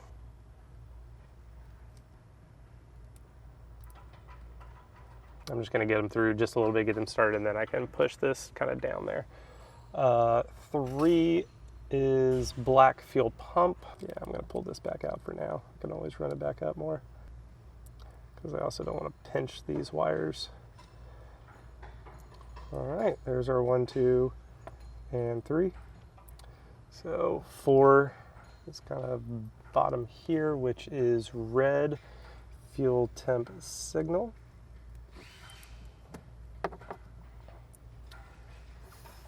And then 5 is our common shared ground for the fuel temp and fuel level.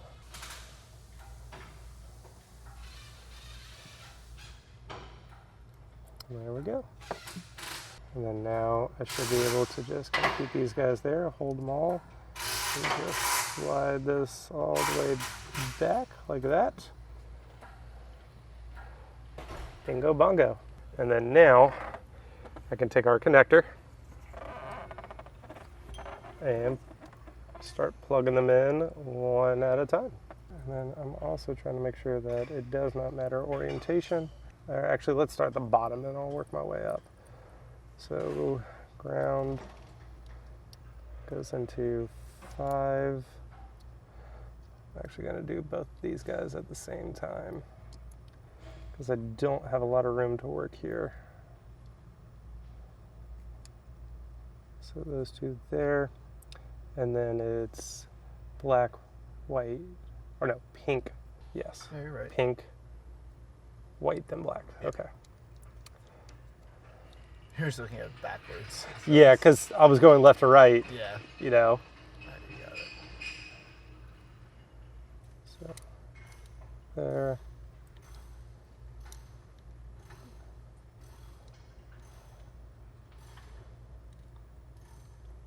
Yep, that looks good, that looks good. And now I just gotta get this ground in there.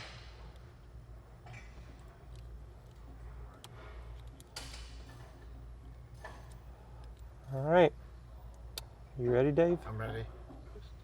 1, 2, if I can get red in. Yep, red's in, yellow. Yep, yellow's in. So the only one I'm having a little bit of issue with is the white, and it's just, there it goes. Nope. There it goes. Sweet. Botched that up. I should have cleaned that up a little bit more. It's okay. Boom. Run those guys back into that shielding. Just like that. So going from right to left, top to bottom, it should be pink, white, black, red, yellow. Awesome. You did it. Let's just hope they're all in the right spots. All right, you ready, Dave? I'm ready. Are you ready? I am born ready. Like that. Gotta run this guy back through. Bobby, if those boys could read. Comes with a new fuel pump O-ring. So you can see down in here, there's a little recession that it just fits all nice and snug into. Just like that.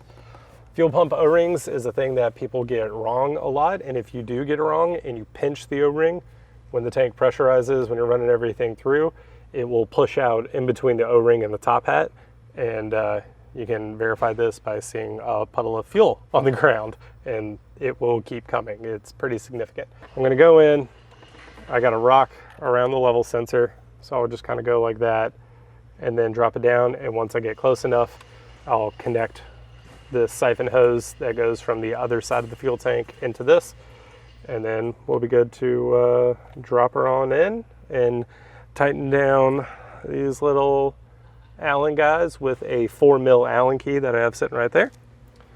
And then we're going to do a little verification test, just like what we did with the scan tool earlier to drain the tank. Do the same thing, just connect a line to it into a fuel tank, a little fuel jug, just to make sure everything's wired up and happy before we start doing all the fuel lines. I know it's going to be kind of hard to see. I'm sorry, there's only so much you can do here. And actually, I'm going to go ahead and pull it back out because I want to grab that other line. Gonna try that guy off a little bit. Fuel pump assembly basket. That's in, and the fuel pump is, the basket's sitting on the floor of the tank. So there's a little bit of a gap like this. That's where the spring on the rods on the side of the top hat to the basket come into play to compress it down. So I'm gonna have to line up the bolt holes, press it down, and then start threading these guys. Obviously I'll thread in one just kind of loosely just to hold it, but with my hand still down, I'll do one on the opposite side and then star pattern just like you do anything else on a car. So I know this is gonna be hard for you guys to see. I'll get a couple of these started, and then Dave, you can come overhead and, all right, so that's one.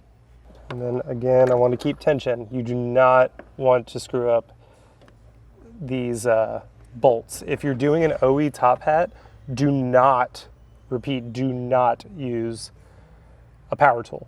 If you strip one of these out of the tank, it's a whole new tank. You cannot retap it, you cannot fix it, you cannot helicoil it. No, you will be screwed. So, Literally. yes. Oops, sorry.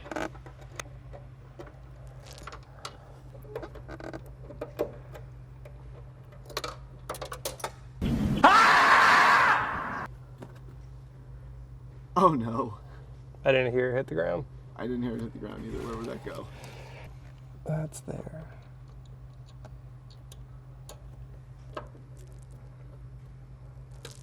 Okay.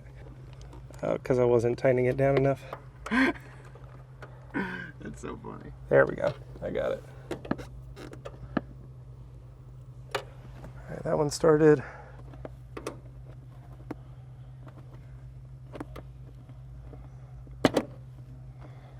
I don't like the way that felt. It was like one turn and it was tight.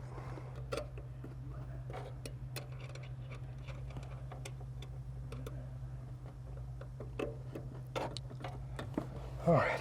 So now all 6 bolts are in, and now you just got to tighten them down. And again, you don't want to overdo these guys and pull thread out of your tank.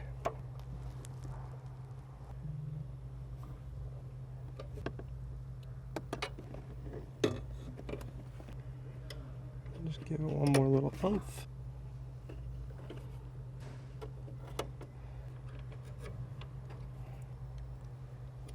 And we should be good.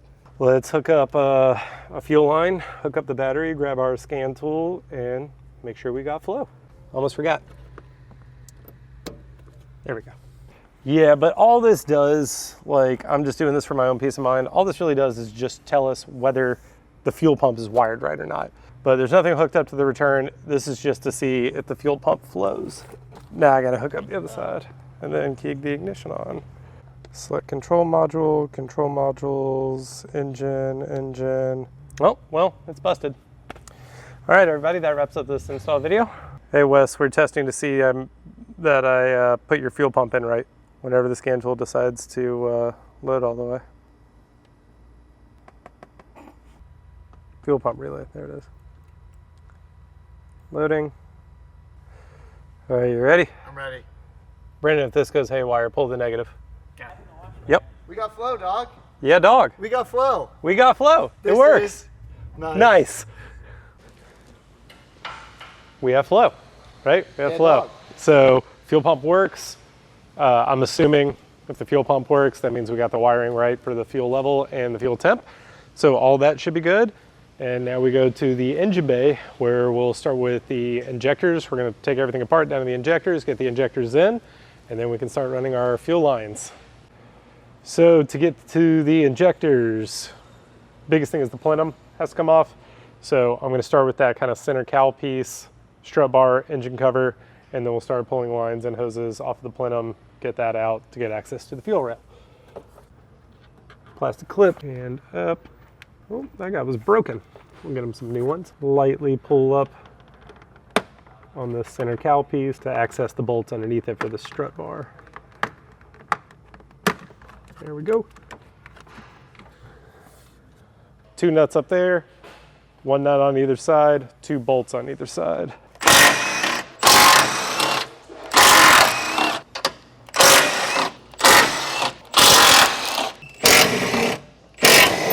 Make sure you keep all the hardware together. All right, now I need 10 mil for the engine cover. Forgot this one's 2 pieces.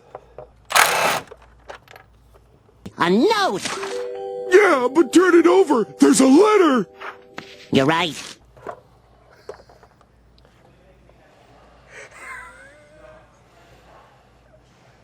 Really? Really, Wesley? It's the greatest thing I've ever seen in my entire life. Hey, you know Wesley Oakes from Nissan? Yes. I just pulled his engine cover off and this is what we found. That's the greatest That's thing good. I've ever seen. You kidding me? And I just look at him and I go, Like, the people are gonna think that's staged. it's not. It's not. I know, but I like, didn't do that. I know, that's awesome. We have to wait for Sean. Where's Sean? I don't Sean, know. sit. Am I the only one that doesn't like DEs? Or do we sarcastically like DEs? No, right? I actually like to eat. But Z1 sarcastically likes these. We all know that 3.7 bottom HR head is the be-all, be-all. I don't know. All right, we gotta keep going. Can we put it on this one? There you go. All right, so this is where there's gonna be a little bit of crossover. I have to remove the intakes. I'm gonna leave everything in the front bumper for now. I'm just gonna do the silicone and probably the carbon just to get it out of the way. We'll wrap it up, tuck it away so it doesn't get scratched or touched or anything. And we're gonna leave it off for the rest of the time because we're doing a supercharger after this. So if you wanna see the rest of that, check out the supercharger video. But pull the intakes, start undoing all the PCV, and we're just gonna kind of roll through that. You'll see where every clip and little hose and everything goes to. Let me get pliers and some Phillips head for all the clamps, and we'll go from there. So plenum has to come off. So we're looking at map sensor, a couple of 10 mils for a bracket here, 2 10 mils for the bracket here, these 2 PCVs, intakes, throttle bodies, this guy here, I don't really know what that does. And luckily for us, this will be a little simpler and differ from you guys a little bit. Wesley does already have the throttle coolant bypass done, so there's no coolant lines going in here. Makes it easier on us, but if you need those steps, you can find them in the install guide in the listing. So let's start with intakes. Being mindful not to slip and touch that carbon. So I'm just gonna loosen this spring clamp and get it off, and I'll leave that barb on there with that union in there. And yeah, let's go from here. So there's a MAF sensor down the bottom. If you have Z1 intakes, and your MAF sensors are up here, you got the pipes on the wrong side there, bud.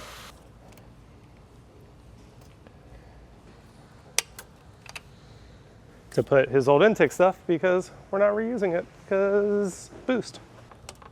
There we go. So spring clamp for this PCV as well. Just pull it to the side, rubbing up and down on the carbon as I'm pulling on this thing.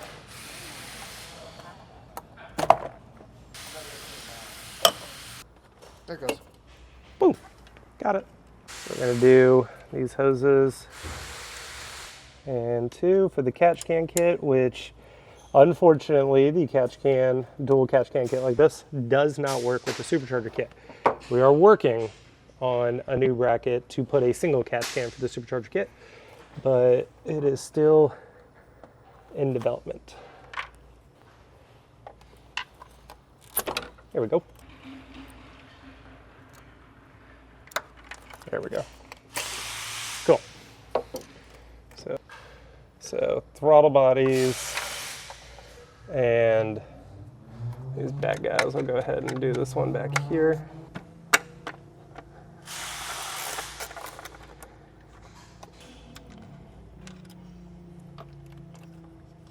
So that one's good. And then there's 2 more back here. Yeah, come on over, Dave. So there's one here and there's one here, and it may be beneficial just to unplug that guy, give you a little bit more room to go there.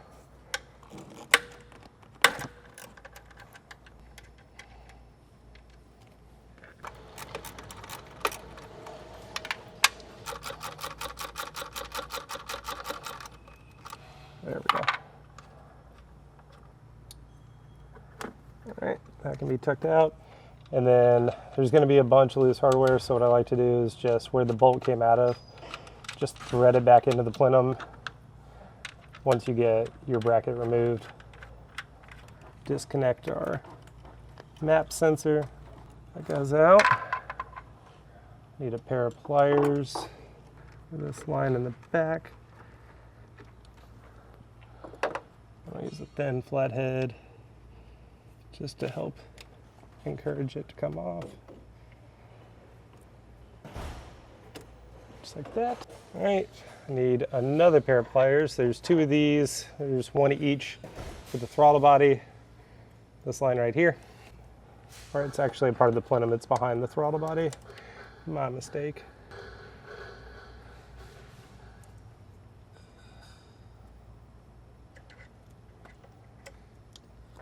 And then while I'm here, I'm going to disconnect the throttle body. Boom. Again. And the connector for the throttle body. All right, and now we're going to grab our 5mm Allen on a socket, or on a wrench ratchet. Took me 3 times, but I got it. And remove the throttle bodies. Pro tip on this one, if you have one of these ball-ended Allens, they're really good. These, if you've never removed the throttle bodies, they really like to stick, and it is very easy to round those out. And if you round them out, then you're trying to get a pair of vice grips on it to bust them free. So take your time, but really this kind of swivel ball head really helps. 2, 3, and what I meant by the ball head on this is an Allen key isn't going to give you enough like kind of leverage and torque to get it, and this AC line is kind of in the way because of how long this tool is, but that ball head, because it's kind of rounded off, the fact that I'm at this angle is totally okay. And there it goes.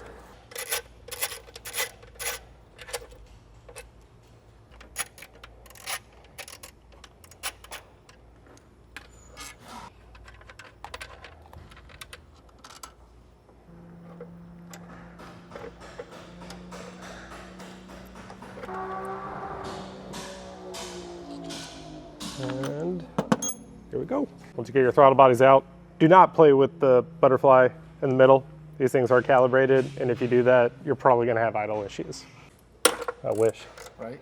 Little one.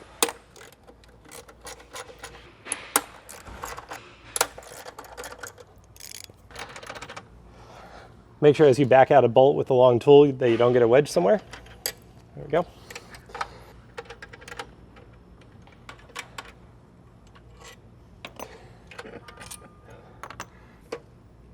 Cool. I missed one 10mm there, and then we can take out the 2, 4, 6 12s that hold the plenum on. I missed the 10mm. Boom.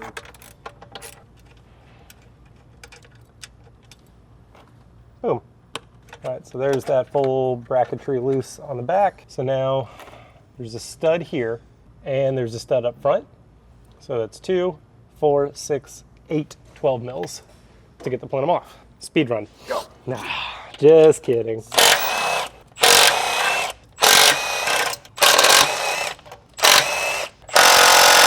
Might have to get that one by hand. Back to that one. And I'll grab a ratchet for that one that's being a little stubborn. There it goes. There we go. And then the other ones, as I lift the plenum up, will stay captive in the plenum. So there we go. Boom. All right, at this point, all precautions. A little bit of oil residue right here on the flange. I'm going to wipe all that down with a rag, and then we are going to tape off the plenum. Last thing anybody wants is something falling in there, which it is still a little oily. So it's going to be a little hard to stick. If at all.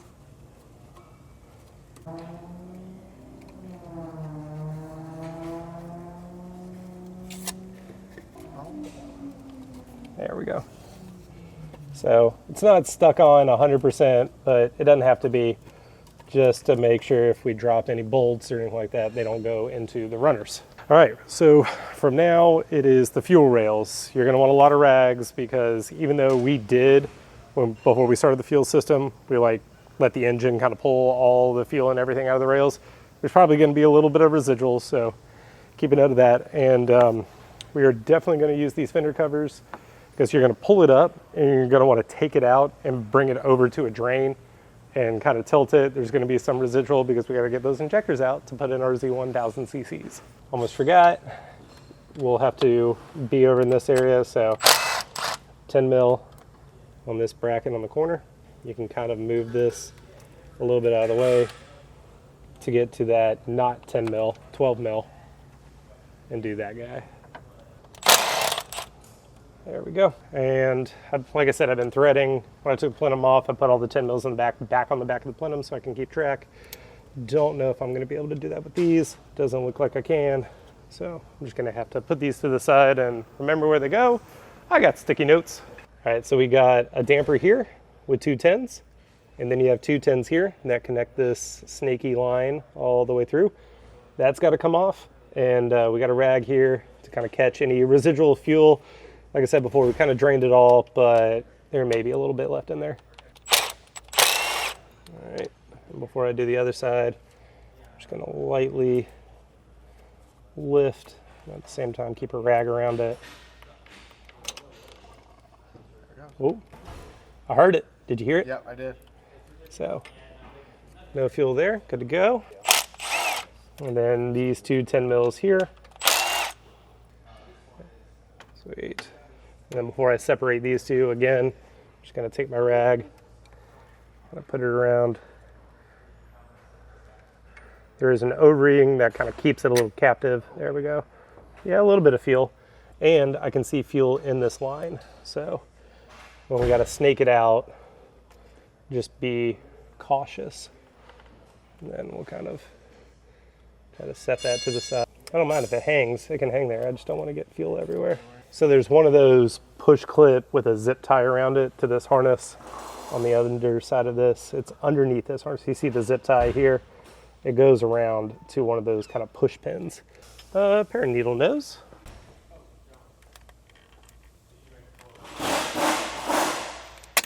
There we go. Easy peasy. And then now we can move this harness out of the way and hopefully snake this guy.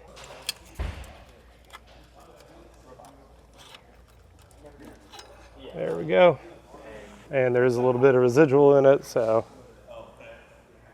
there we go. All right, we're gonna set this guy to the side. O-ring looks good. The instruction guide did say to check it because we were gonna reuse it, so yep, no tears, all good. And we'll also check the other side. O-ring looks good, no tears, cool. So now we can go about removing the fuel rail. All right, so the 4 12 mils for the fuel rails, and then what you're gonna do is start pulling up and kind of get them part way out. And there are connectors, obviously, for the injectors. So once we get it part way up, we'll be able to access those connectors and pull them off and be able to remove the whole fuel rail. I do have a rag here because I'm sure that rail has some fuel in it, and you got to pull it out of the engine bay. The last thing you want is fuel dripping on the car.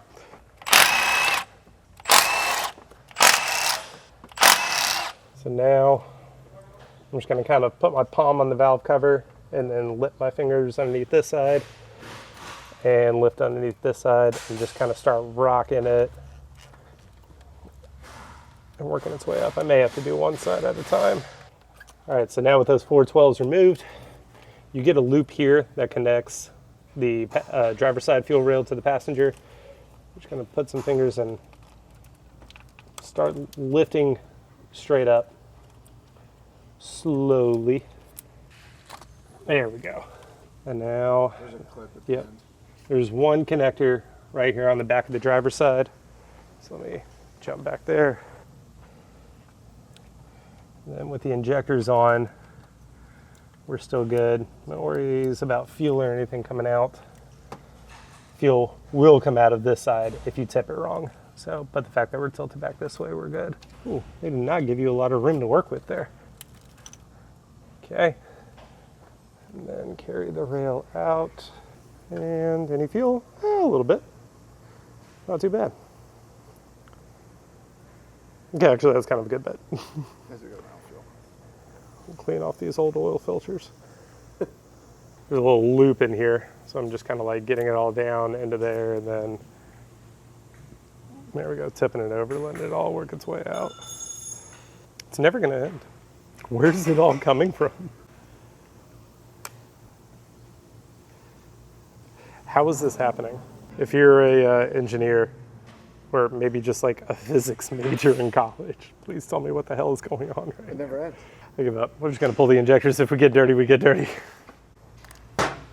And just like we did before, we gotta swap injectors. I'm not gonna be standing by the car every second, so I'm going to put just a small piece of tape over each injector hole, just as a precaution. Ooh, I did notice also, Dave, that this isn't in the guide, but he gave us a bin for his leftover parts, like his intake parts and stuff. There is a set of 6 spark plugs in his hatch. Spark plugs. So when we're done with the fuel stuff, this may be the time to do it. Like before we even put the plenum back on or something. Like, might as well do the plugs now. Yeah. Spark plugs. Kind of spark plugs. Oh, so I guess we're doing 4 videos. How to change your spark plugs on a 370Z. Ooh. I've never done that. We haven't. All right. Might be opening this box a little premature because I still got to get the old injectors out. But new 1000cc injectors. What is this? And what is this? Flow rates? Yep. Flow rates of each one. That's cool. I didn't know we provide these. And these are for VR38 and VQ37. All right, so now we got to disconnect each injector, and then there's a little retaining clip that you gotta get loose to get each injector out, and then we can go on putting them in. The only thing I have questions about is 4 of these are cyan, 2 are purple on the injectors, and I don't know if 2 go in one certain spot and 2 go into another. The install guide does not say anything about it. So I may have to phone a friend for help.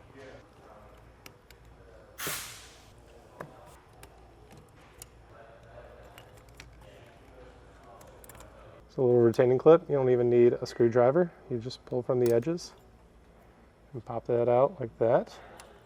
And then the injector should just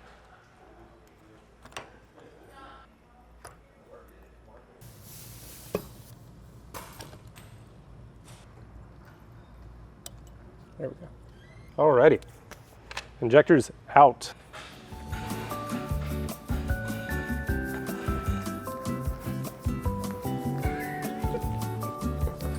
You know, I really could just go find somebody that has the right size gloves. I got it. This is 7333, which this should be cyan. Cyan.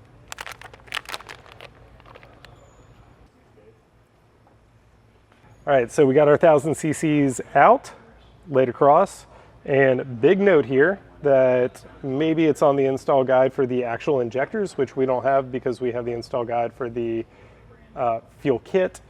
So if you look here, these two injectors are cyan, that kind of light blue color. This one is purple. So with the Z1000cc kit, you're going to get 4 cyans, 2 purples. And the reason for that is, and let me go ahead and show you, if you pull this cap off of the cyan, if I can get it off. All right, so if we pull these caps off, this is the cyan, this is the purple. If I hold them together, I don't know if you can see those nozzles, they're on opposite sides. So the reason for that is one injector on each side faces the opposite direction from the other two. So I pulled these injectors out and set them down as they were. So like this one goes like this one goes like that, this one goes like that. And you can see these two, the connectors are to the left, this one, the connectors to the right. Look at it as a bank by bank segment, so then it's easy to line up. The 2 cyans go with the 2, the purple goes with the one that's going opposite from the other 2. Make sense? Cool. So now I'm going to put these caps back on for now because we're not dealing with that side of the injector. I'm going to remove the cap from the other side. We got our Vaseline jelly. And we're going to just put a little bit around this O-ring and then get these guys seated in and go ahead and finish assembling our fuel rail. A little bit of jelly, not too much. Just gonna help get these guys seated. And the real reason for this is just for ease of install and make sure that these O-rings don't tear as you're trying to set them in. And we will do the same thing to the opposite side on those O-rings as well when we install it into the plenum. Just like that. And actually before I do that, I'll put this retaining clip on it. I'll harness back in, and that's injector 1. And now we're just gonna go all the way around until all the injectors are in. And then also just to help on the bottom side of these, you see the O-ring, this little notch, you're just gonna line it up with the same notch on the fuel rail. And then you're just gonna slide them over both of those notches for this little retaining clip. This retaining clip is very flexible. You don't need pliers or like a flat head or anything like that. You can totally do it by hand, which is a nice change because usually Nissan, you gotta fight for your life. Yeah, set it. See the groove, like you can see the cyan ring body, and then there's a little groove right there. That's where this retaining clip slides into, just like that. There we go. Okay, there we go. There we go.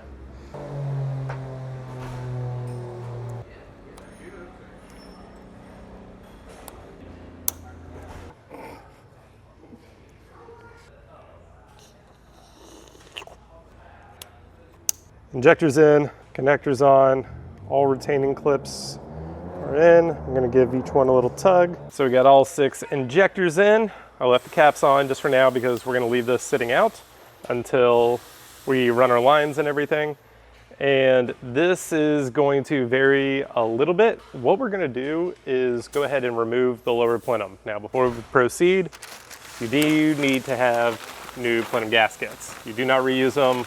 Once they're torqued down and especially ran, you don't want to reuse the old ones because they will leak. So don't do this if you don't have the gaskets. We do keep them in stock. Order them if you're gonna wanna go this route. You have to run lines underneath the plenum. And here, come take a look. Underneath all here, fuel lines will come up underneath, up to the front of the engine. And Dave, come around this side. If you can look kind of right here in the middle, you have a coolant kind of line that comes underneath it. So our install guide tells you to snake it from underneath and then get around this coolant line and come up here, which you definitely can do, but we're already here. And just to make it easier on ourselves, we're going to remove that plenum. Again, don't do it if you don't have the gaskets, but it will save us time in the long run. So we're gonna remove this plenum, take it off, we'll tape off the ports into the head, And from there, we'll mount the regulator and start running the lines. And then it's gonna save us a lot of time in the long run. So we got 8 12s, 4 on this side, 4 on that side. We'll go ahead and get those out of the way.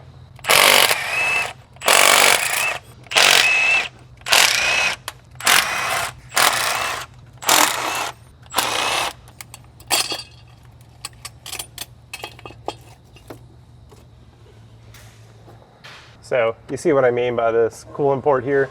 The fuel lines have to come from up on the passenger side here and around up to the rail.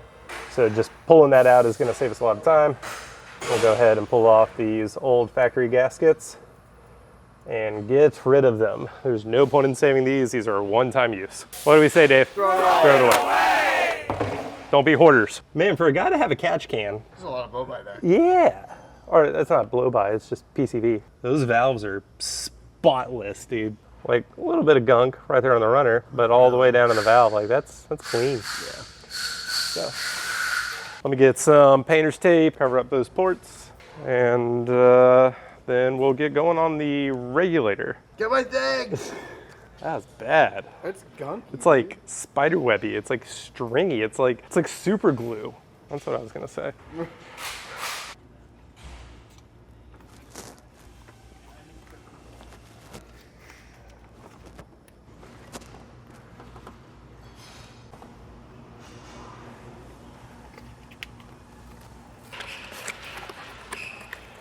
You ready for this pretty piece? I'm ready. Dude, I love this one. Yeah.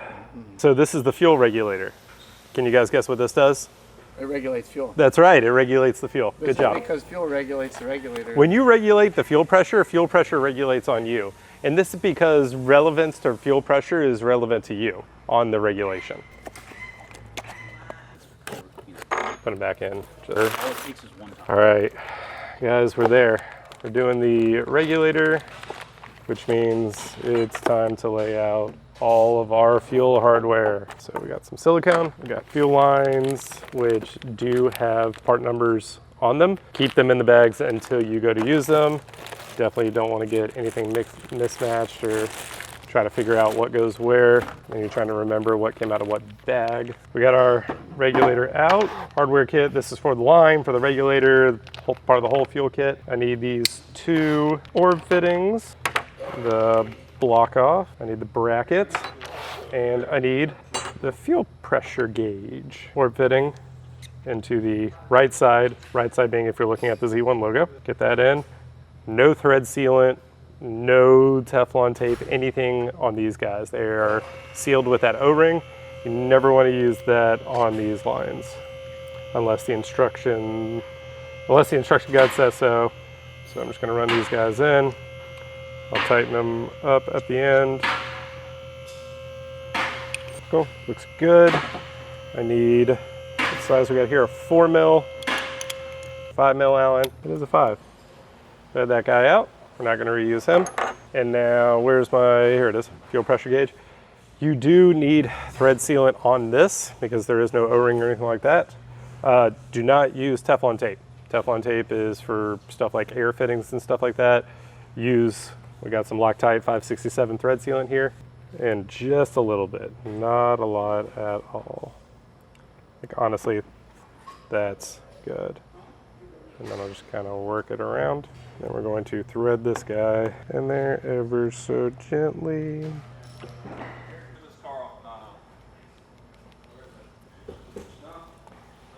Boom. And then now from here, we'll set that guy to the side. We will do the bracket. So bracket, you're looking at the back of the regulator. It has this nice polished mounting piece.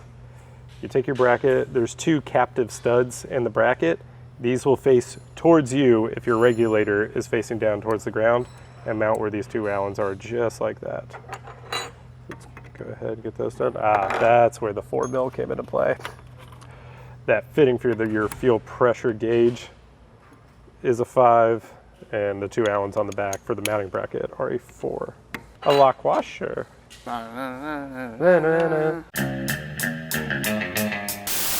I was about to put this bracket on top of that bracket. You don't do that. G37 370Z. So remove that bracket and then just have the L. Yep.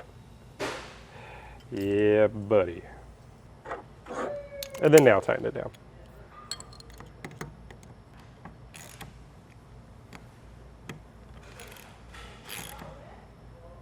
It's pretty.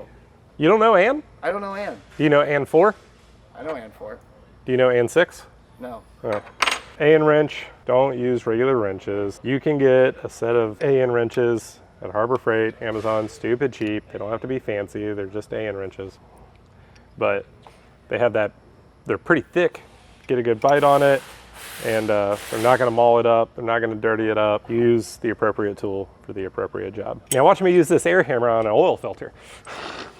So the plug is actually gonna go on the right side.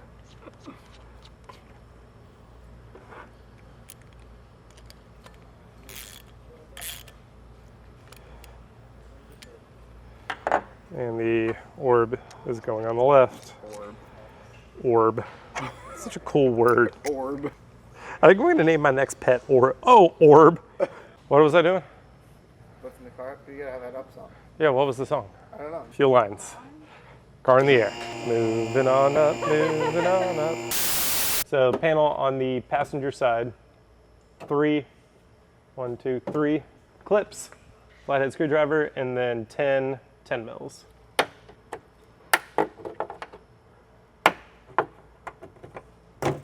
Here we go.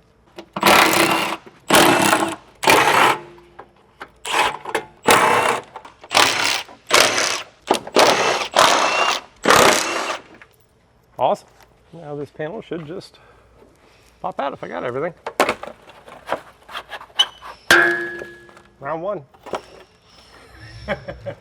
Dude, this car is so clean. There's like hardly anything underneath I here. would never know what that is. That's insane. All right, so now we can access all the lines here, and our fuel tank is right there. So I'm assuming we're gonna be coming from somewhere over here, going down this little guy. And I'm pretty sure, if you look up here on these brackets, there's little stays, right, for the brake lines and fuel. I think we utilize that empty one and add a return line all the way down. But the question is, I don't know what we do when we get to here. The good thing is, we have an install guide. And the good thing for you guys, you have an install video to watch me struggle and do it.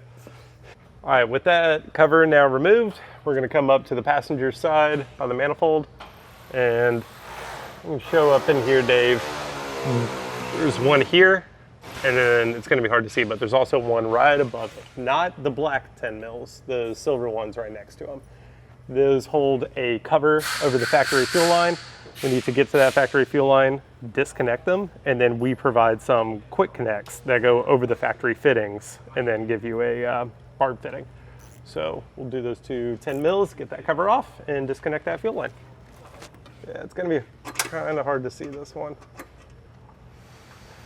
I got them a little loose.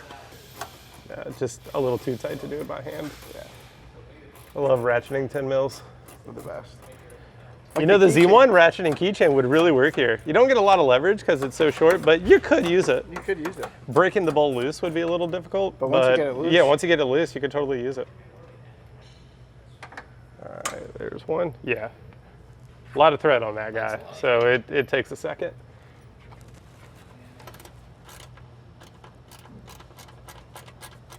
Yeah, and Dave, I don't know if you can see my hand up here above the manifold. That's where we're going, to this fitting, and there's a metal bracket right here, and that's what we're removing. It's like just barely.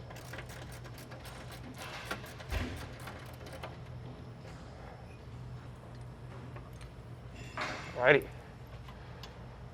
Got that guy pulled off, and then you can see this bracket way up here. Go up top, through that way. Yeah, up there, it's connected to the lines up there. We gotta get this green connector off and get these lines disconnected. So we're gonna drop the car back down and go to it from the engine bay, but it's easier to get to those two 10 mils from underneath. Yeah, gotta get to, yeah, good luck showing this one, Dave. Yep. That guy right there. Cool. Awesome. Great. Fantastic. The bracket that I removed the 10 mils on, let me get that guy out of the way too, is right here. Yep. It's held in right here with a little clip. Let me see if I can just get it with my fingers, and we'll just remove this bracket just to make it easier. You don't have to if you guys are doing this at home, but we're going to. That way we can make it easier to show you guys what's going on. There we go. Oh, don't drop it. Or scratch it. Yeah, so 2 10s there. Yeah, this cover just comes off, this little green cover. Can you see, Dave? Yeah, actually I can.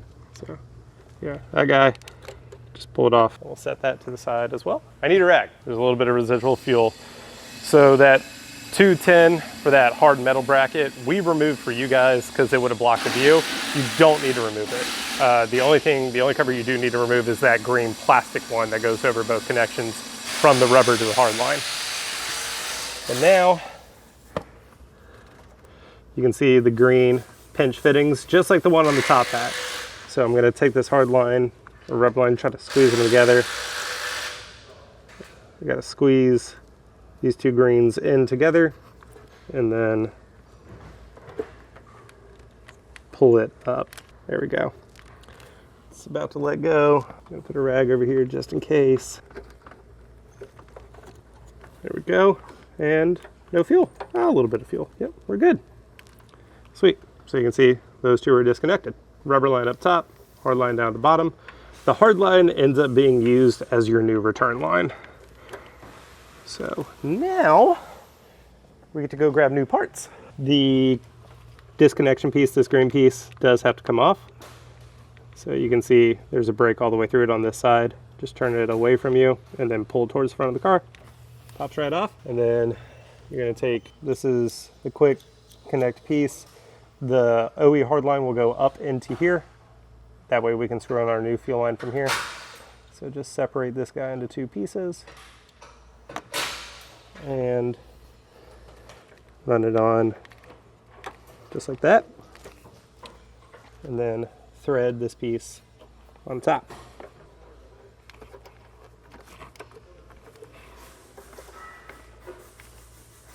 It's going to be kind of hard to show you guys, but let me get it on there and we'll get a close-up shot. There we go.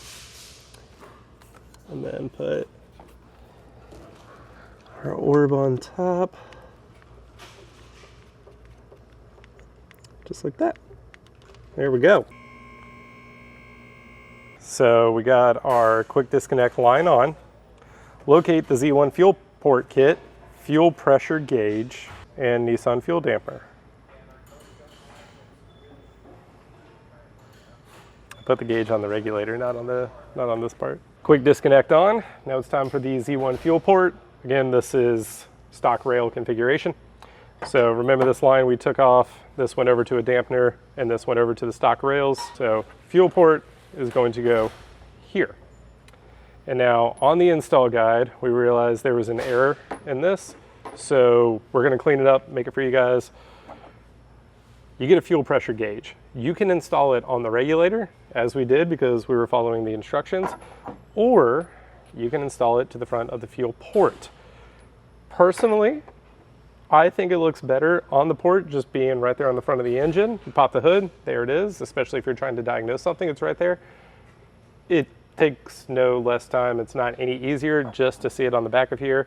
We already set it here, and plus you set the fuel pressure on the regulator right here. That way the gauge is kind of right there, so you can put an Allen on there and kind of go it and watch the gauge. It's already here, it's personal preference. If you want to set it there, you can. Up to you guys. We already have it set in the regulator. We're gonna leave it on the regulator and continue with the fuel port as is. The good thing is the plug for the fuel pressure gauge is already set, and I can see a little bit of thread sealer already in it, so no need to touch it.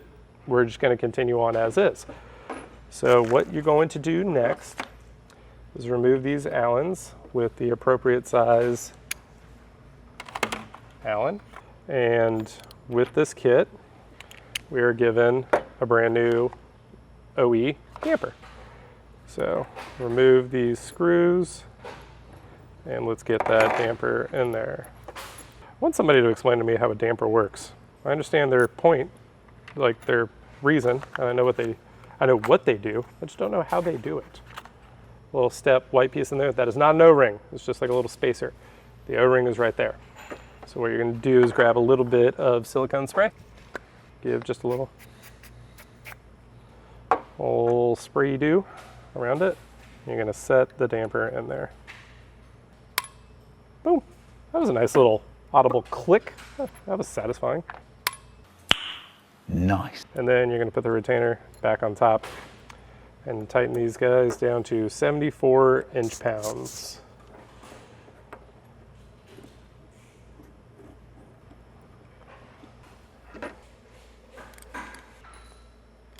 That feels like 74.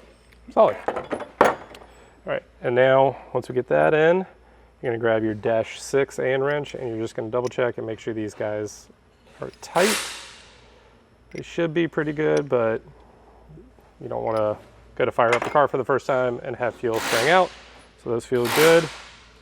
And then now we can tighten these Allens down to this line. Just gonna start them by hand first.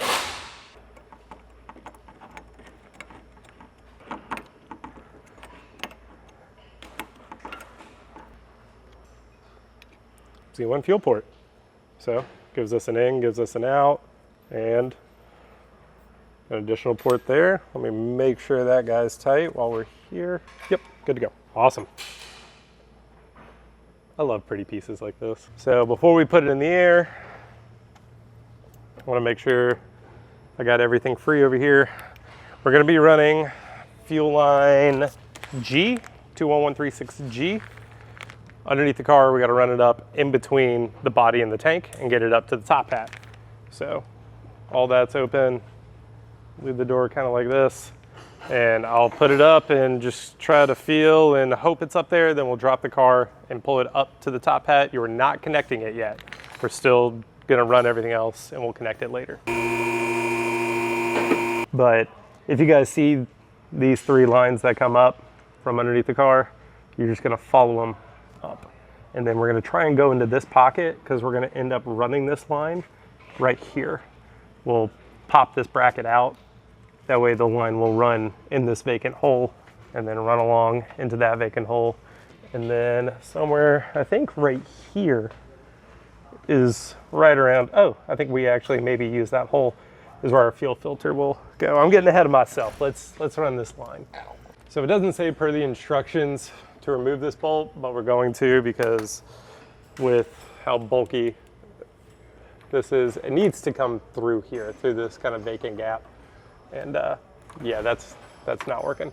So I'm gonna remove that 10 mil. And then hopefully that can give me a little bit of wiggle room to get this line in there. This retaining clip here, you just put 2 fingers and you can just pull it down and it will unlock like that. And I do definitely recommend removing that 10 to give you a little bit more room. All right.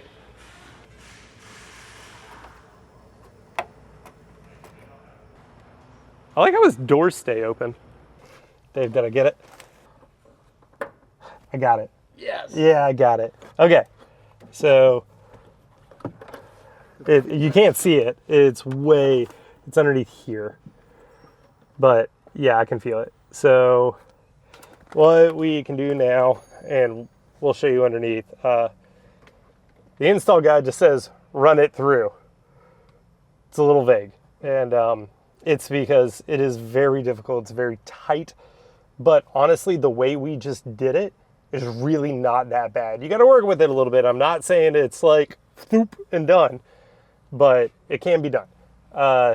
Dave, can you put me in the air a little bit? And I need a little bit more room. I'll pinch it with my fingers.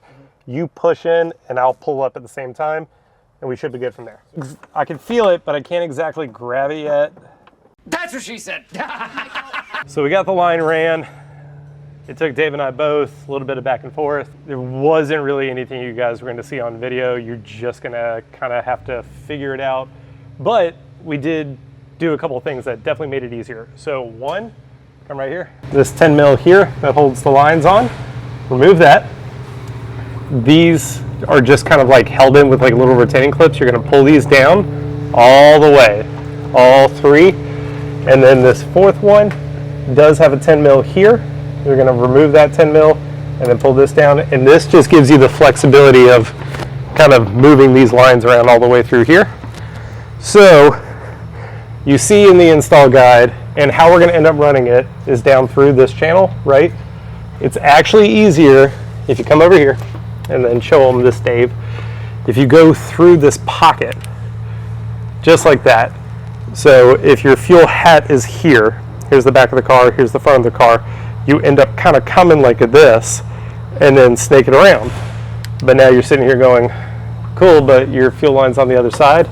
So it's in there, so we're just going to send it back on the other side of the W brace.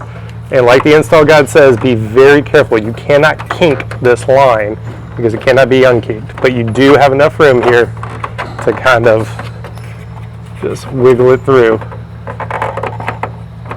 and pull it out the other side without kinking it. Just like that. So now we'll be able to run it around like that. So with these already dropped, I can run it through.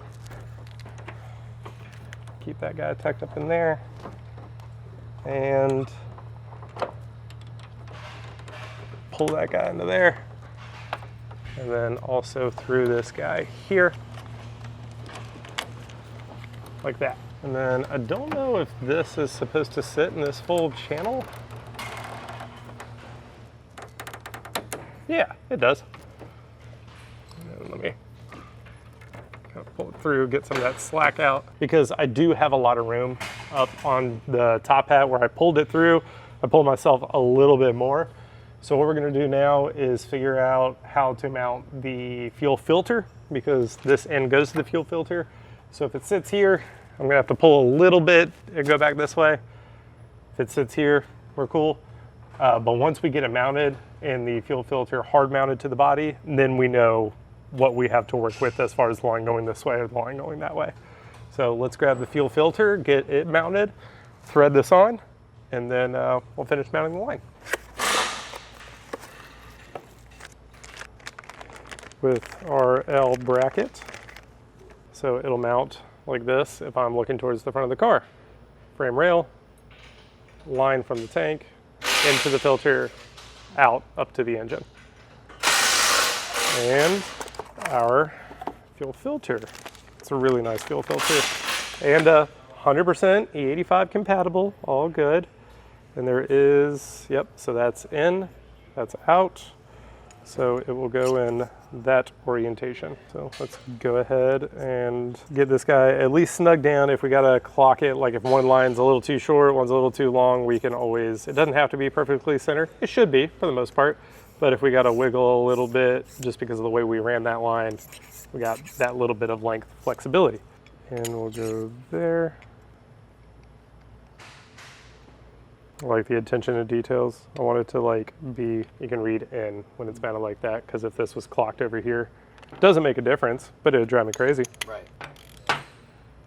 Okay. So good there. So per the instruction guide, I don't know if you guys can see this.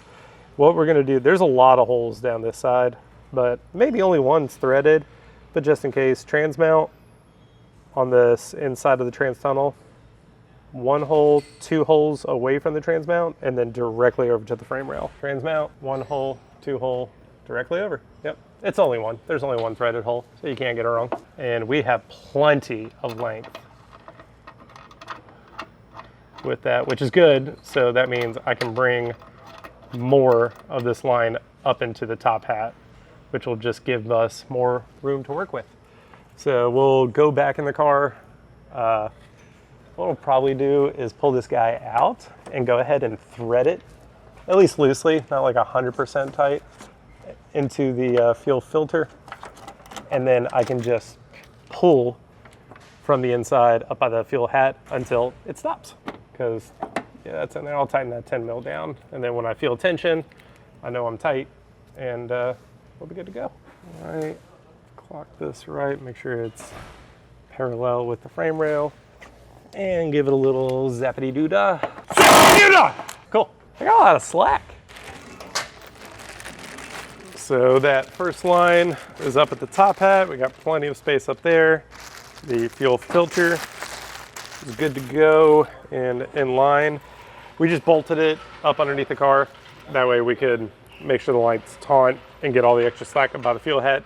We will have to, pretty sure we're gonna have to drop it down to put this cover back on, because that 10 mil that uses the filter housing or the filter bracket passes through there. Through here first. There we go. Come on. Ooh. There we go.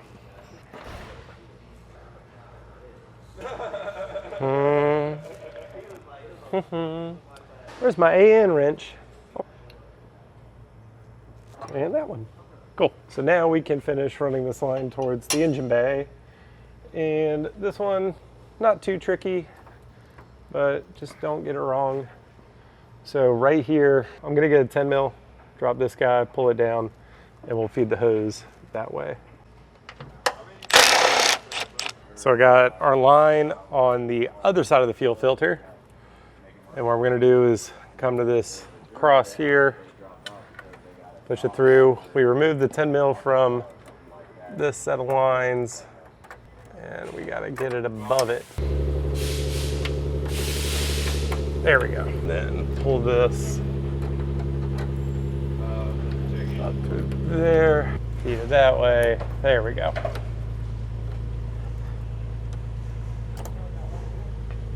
Into our fuel filter.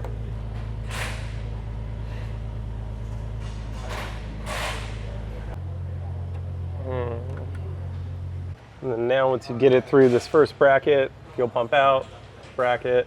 All right, so we can pull this through here.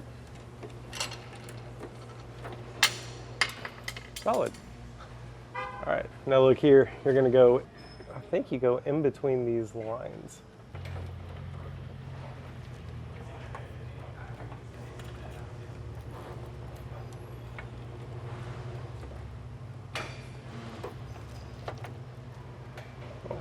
Go. And then now you can pull this plastic cover off. Just pops right off just like that. And you're gonna cross, because we're kind of in the wheel well area here, we're gonna cross and go up towards the engine this way. Kind of with that line there.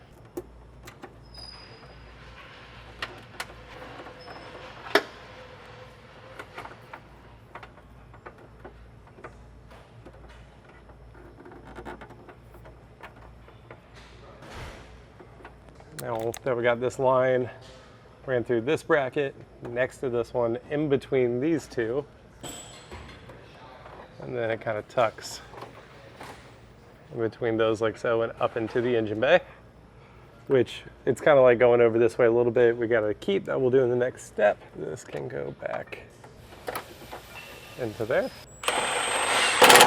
So remember at the beginning we removed this bracket. I said you didn't have to, we were just doing it for visual purposes. Well, it's time for us to put it back. Like, we have to put it back to do the next step. I'm gonna run this bolt in, but then where this one goes, we provide a little conduit that's gonna go, you can see the hole where it goes there, and then this one here, there's a little conduit that's gonna hold this fuel line right in between the two.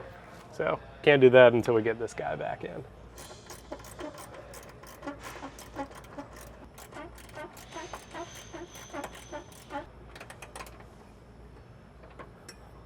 So that's one. I need my conduit, and I need to remove that 10 mil right next to the fuel line.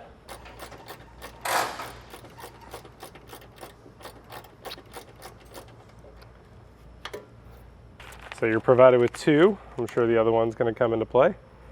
And what you're gonna do is grab some pliers, and we're gonna bend this guy flat. So one 10 mil there, one 10 mil will go there with the fuel line in between. Yeah. So just like that. That guy will go back in, we'll snug the fuel line, tighten up the other one. So now I can swing this over, get the fuel line behind it like that.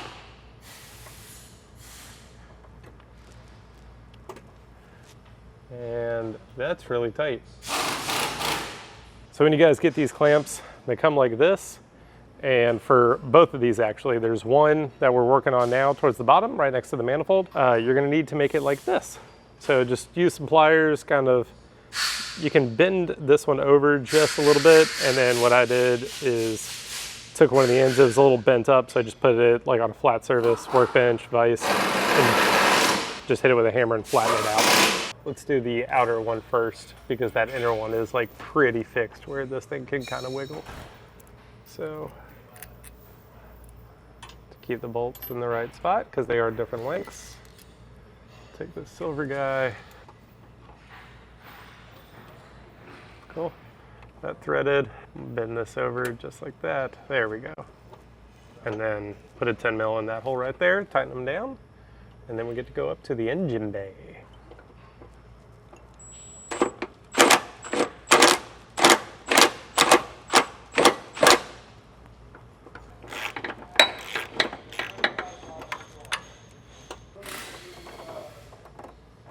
So now with that on, let's go back up top. So you're given two of these, right? One of these does stay in this orientation.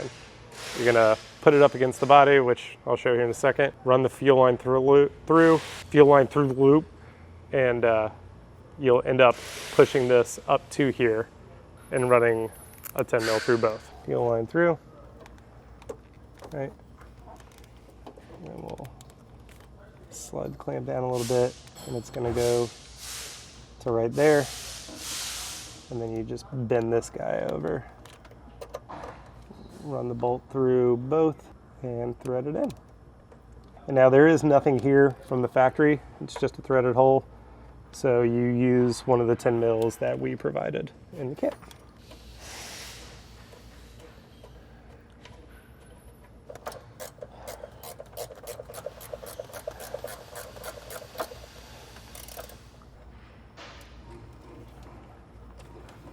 Cool. Got to put this guy in, which used a 12 mil. So this one was kind of a weird guy. I had to go under here and kind of snake like that.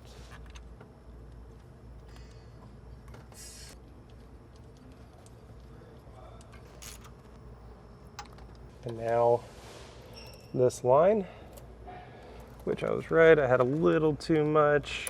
I'm gonna get some silicone spray on that line. We're gonna feed it back through that little clamp.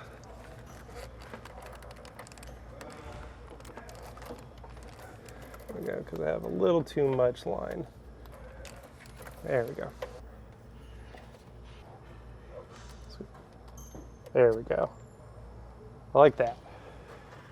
And we'll use a -6 and tighten this guy down. There we go. So now that the line is connected to the fuel port, we have to connect the line, part number 21136U, to the regulator. And it told us to run the lines and everything and come back to mounting the regulator just to make it a little easier. And I agree, I think we're gonna connect U to the port and to the regulator because it comes up from the bottom, I believe. Ah, this is you. No, I am me. No, you are you. No, you are you. He is you. You. The hell?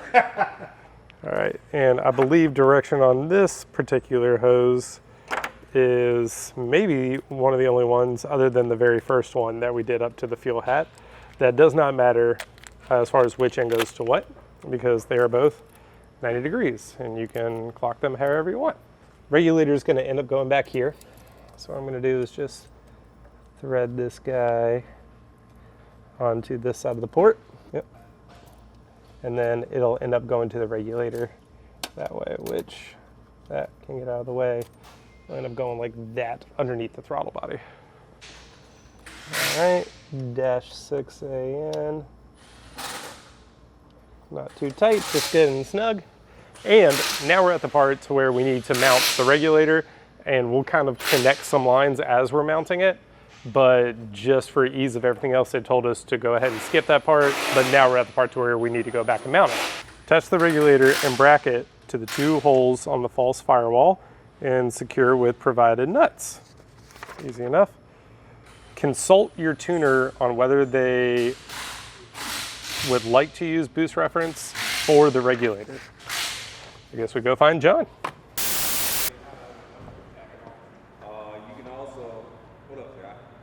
Consult your tuner on whether or not they would like to use boost reference for the regulator. We would. We would? Yes. Let's go hook it up. All right, and to make this a little bit easier, so the line that we just ran from the fuel port that will go back to the regulator, and now we have to remove more of the cowl. We removed that kind of centerpiece to get the strut bar off at the very beginning of the video, but now let me show you guys over here. I'll set this to the side. This black piece right here has 2 holes in the false firewall, so we have to access that because that is where the regulator is going to mount. So I'll pull this clip up. Can I do it with my fingernail? Nope. Oh, yes I can. Wow, I have a feeling that's broken. Yep, that's definitely broken. And then now we can pull that guy out and then mount it. We got to pull that up. These 2 studs will slide into those holes, and then we provide you 2 nuts to get on the back side and tighten it down to mount that regulator in place. This will go from here to that quick connect that we did on the OE feed on the bottom. Wow. So, and I actually think we're gonna go ahead and connect this to the bottom of this. This is theory. This is not per the install guide, but I would like to see if we can go ahead and connect the line to here and the line to here before we mount it. That way it's not just mounted in the way and I'm trying to thread up a fuel line underneath it and then also trying to get an AN wrench to tighten it up. So I want to see if we can get it all tight and then mount it to the firewall. That way it's just all done in one time. It's just personal preference of mine. You guys do it how you wish, but we're going to try it, just see if it makes it a little easier. And the rest of our supercharger parts are here, which if you guys want to see us throw this on, head over to that video because this is only one part of it. Remove the passenger side plastic battery cover and cowl trim piece. Okay, so it's where we're using as a tool bench. So battery cover.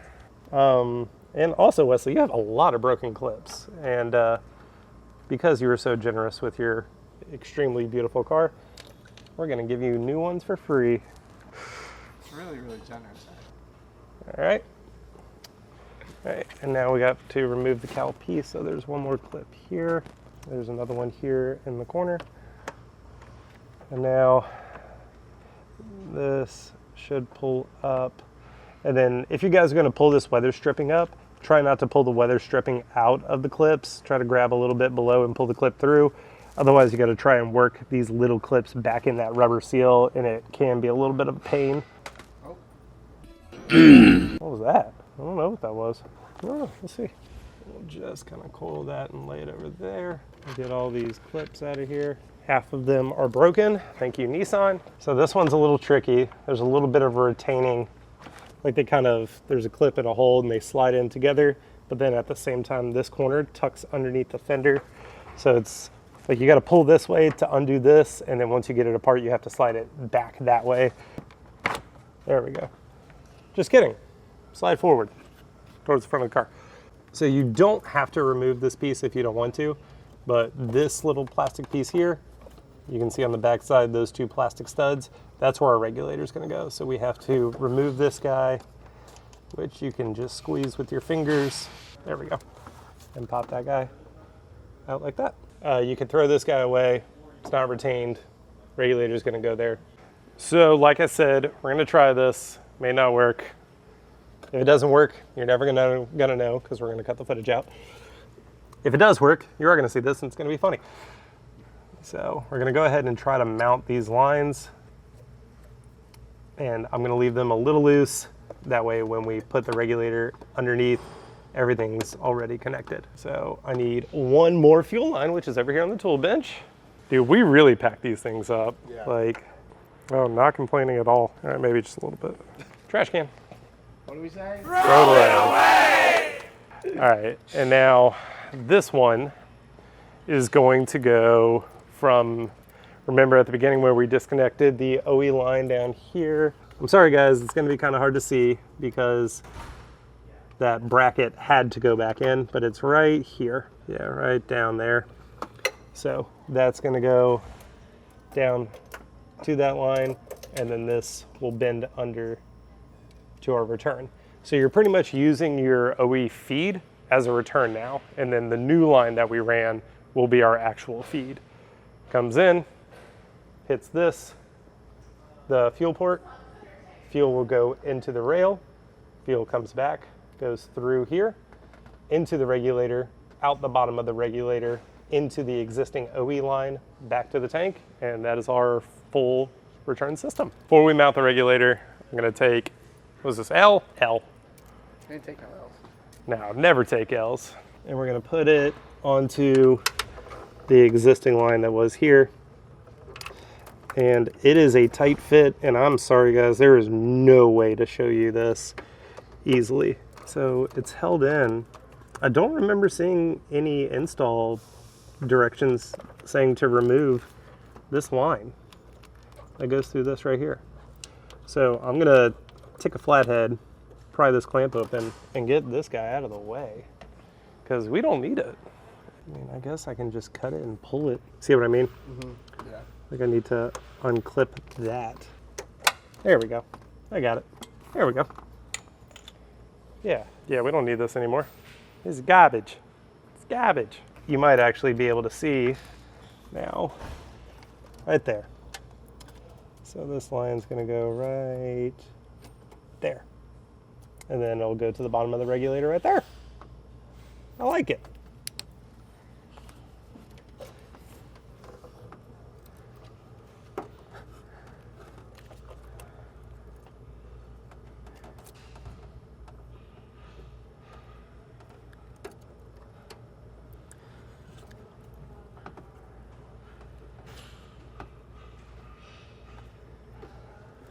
Ooh, the only problem is it's spinning the whole quick disconnect.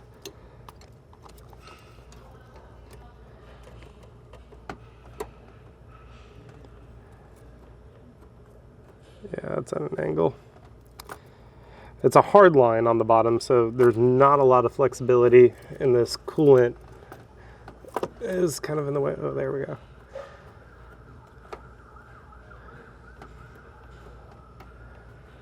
Well, there we go. Is that threading on? No, it's not.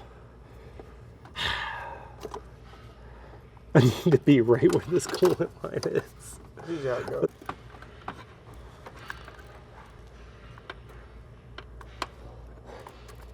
Listen here, you little shit.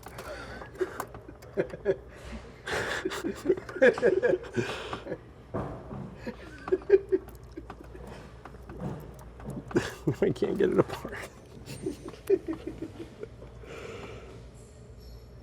Everybody needs a Sean every now and then. So I was fighting with it for a little bit, and I know it needs to be done. I was just asking if there was like a pro tip, or they had some easier way. Like you guys saw us, we put the quick connect fitting on the end of that hard line, and now I'm trying to screw a fuel line onto it.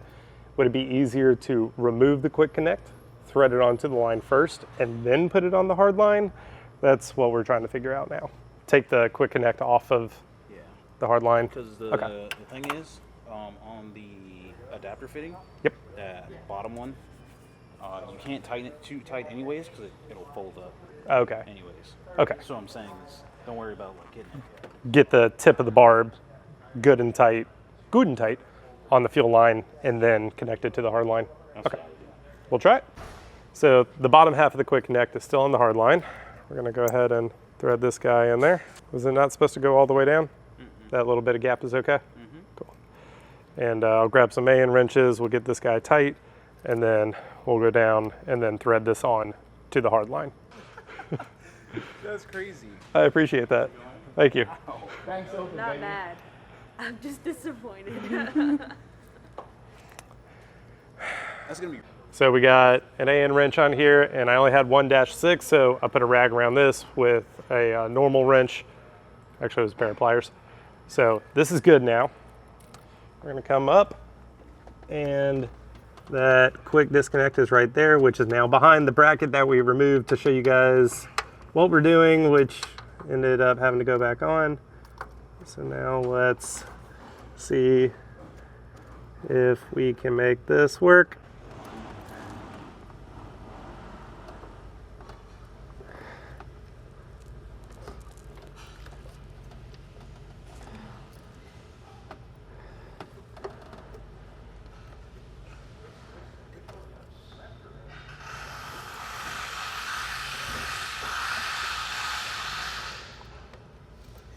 Like,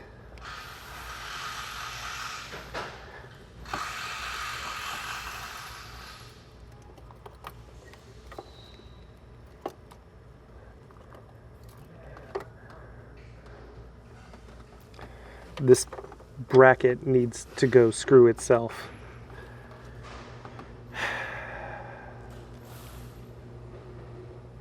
Like, I'm not kidding, I might remove it. That, boys and girls, was a pain. So what we ended up doing was, this is a quick disconnect that we're gonna end up putting on the top hat, and luckily we have full access to it, so it's not as bad. A-in fittings are very precise, right? Like, you have to be very centered on them. They're very soft, you don't wanna cross thread these. So this snaps onto the hard line. This goes over that end of the hard line and then clamps together and makes it to where you have a hard line to a -6 orb fitting, and then the fuel line go on top. Well, the fuel line was like a little left, little right, kind of all the way around. There's a heater core hose right on top that kind of blocks the line from being perfectly straight. So what we did instead was we unscrewed the top from the hard line of the quick connect fitting. We left this piece on, and I went ahead and threaded this into the bottom of that fuel line, and then used the whole fuel line to go down on top and thread it on. So if you can do it without doing that, cool. At this point, I'm just gonna say to each your own, try whatever you can try to get it on. So far out of the system, that was probably one of the hardest steps, was just getting that to thread on properly. And again, we were taking our time. We didn't want to cross thread it, have to go get a new fitting or anything like that. Yeah, let's keep going on the regulator. All right, so now that we got the line from the hard line, which is now our new return, that's the OE feed hard line coming up from the bottom to this new one. We're going to route this guy. This comes from the fuel port right here. So you're going to connect it underneath, just like that. And then this guy, we're gonna have to massage a couple of these lines, and it is going to go right there. Look at that. And maybe clock this guy. Might have to loosen up this guy. So we provide you 2 nylon lock nuts, and these are gonna go on the back of the false firewall right there. Can you see those, Dave? And absolutely do not drop these, otherwise you're gonna have a bad time. And then they're only gonna thread on so far, because once you get to that nylon lock part, they're gonna wanna get tight and stop, which is exactly what they're supposed to do. All right, and then I got my ratcheting tin.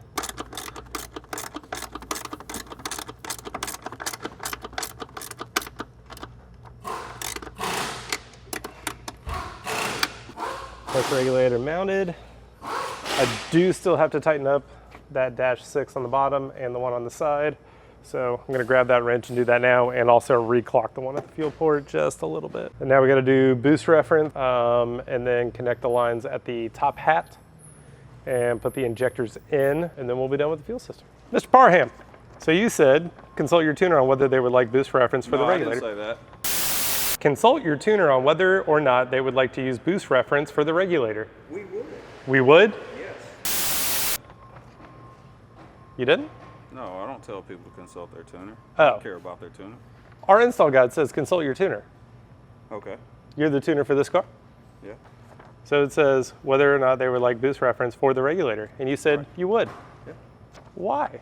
What does it do? I don't know what it does.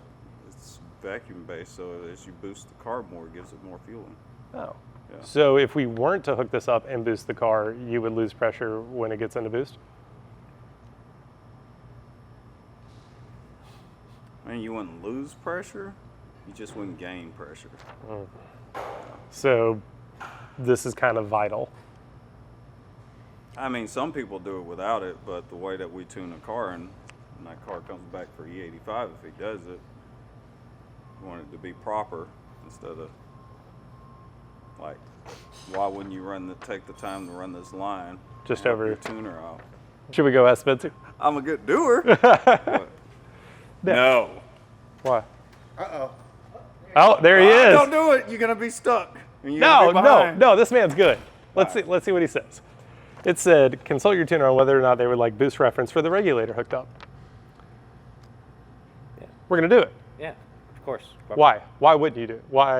Why do it? Why make your rising rate return fuel system work? That's all we it work. needed. Finish the install. I don't even know why that says. Just strike that, and the install should be to install this. Yes. Stock is like, what was it, 43 psi? Yeah. And we usually bump it up to like 50. Okay. Boost it over 500, or is it just maintain 50? No, the regulator is to add pressure as boost increases. Gotcha. So it goes 50, and then it goes up Gotcha. per some ratio of some sort. And this is to Base fuel pressure. right, which is well, you said stock should be 43. We'll set it to 50. We usually set it to 50. Okay. Got it. All right, boost reference on the regulator. T fitting. I know it says we're going to need this. We have the 5 mil hose, so I'm sure we're going to end up using these 5 mil spring clamps, and I'm not exactly sure what that 90 degrees for, or, all right, I've never done boost reference, so I'm going to blatantly read from this, and I don't care. It's getting late, I'm getting tired. So below shows the easiest spot right off the back of the intake plenum. Okay, which is, oh, that's why the clamps are there, which is this guy. So remove the brake booster hose, which plugs in right there to the back of the false firewall. Cut the brake booster hose in the longest straight part of the hose.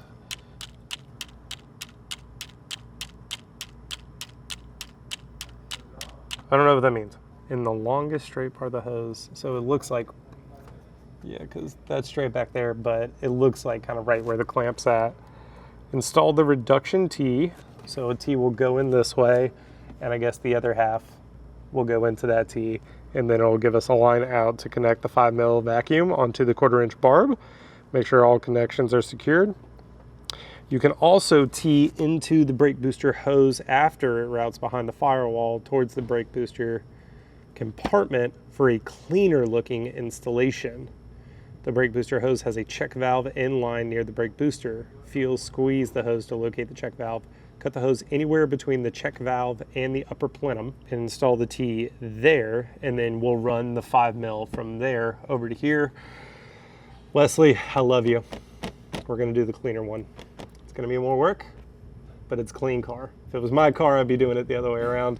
We're gonna do the cleaner one just because this is such a clean car. Do you agree, Dave? Yeah. We should. We're going to. We're going to. It's doing it justice. Yep. So right here is what they're talking about. This line, you can see as I wiggle this, it wiggles that over there. It's all the same line. But like they said, there is a check valve in here. There it is. I can feel it. So we have to go, let me read again, cut anywhere between the check valve and the upper plenum. So this cowl will have to come off. The check valve's right here, which means I have to cut kind of straight down from here. I was hoping the check valve was going to be over here and I could just cut right here. Nope, I'm going to have to go past it over here. So we'll do that. That way you don't see a T back here. All that stays the same. That's the cleaner method. So let me get these clips out and this cowl off, and we'll get this boost reference hooked up. Taking so long, man. It's going to be like this It's all good, man. for the next 3 days. I'm here for it. Or, well, we get 3 days off and then 3 days. Yeah. Oh, sweet. That one was good, but I just broke it. This ain't Texas. So we're gonna take this spring clamp off here, which you can't remove the cowl fully unless you remove the wiper. Pull it right before the check valve.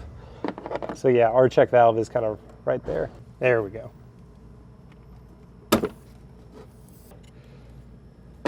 So there's not a lot of room to work with because I can see the check valve in there. Explain it. So we're gonna go the cleaner route, right? Our check valve is actually right here. And I don't know if you guys can see in there, but the plastic that begins for the check valve is like not that deep. So there's no way to, this has to go before the check valve. It will not work if it's past this. So there's not enough room here to do that. Like I can't cut here, get this barb in, it'll contact the check valve. And then obviously I still have to have a piece of hose that's gonna go over all of this and over that. So what I think we're gonna do is we'll actually pull this hose off entirely. I'll cut a little bit of this off here, which will shorten the hose. And we're just gonna slide this T into here. And we're gonna go back in the warehouse and grab a piece of hose to union from here to the existing hard line. If this check valve was a little bit further down, like down here, we could easily tee in right here, but it's too close to the end. I mean, you might be able to make it work. It's too close for me to feel comfortable doing it. So we're gonna go back into pre-pack and see if we can get a little bit of hose. This is varying off. This is the first time we're doing something custom that is not recommended, or not recommended, not listed in the install guide, but can easily be done. Again, like we said, it's Wesley's car, it's clean. We're gonna go the extra mile on this one.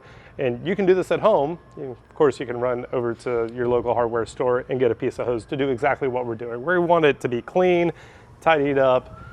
You don't wanna see a cut with a clamp, with a clamp, with a hose, with a clamp right behind the plenum. We want this to be as clean as possible, so. So this hose is gonna be a little bit overkill as far as its qualifications because it is submersible fuel line hose, but it'll be fine for what we need. Yeah, buddy. So we don't need much, just enough to go from here and then that hard line. So probably that will be more than enough. This is a 3/8 Gates, intended to be fuel line, but it'll work for this. So right, oh, that's all we needed. So now I can run that into there, that into the other line, the existing line into there, and we'll just pull it off at the brake booster, cut a little bit off. That way all this extra bit that we're adding here isn't just kind of like coiled up in there. And we'll be good to go. All right, so we're gonna get this spring clamp off of the booster as well. Ooh, this one might be hard to get off. So it's got a soft rubber line into, and I'm afraid to pull on that hose because I'm afraid I'm gonna pull that out of the booster. Let's see how much, like if I end up kind of like running it like that, or like that, it'll be fine. As long as it doesn't kink, it'll be cool, but I can always shorten it.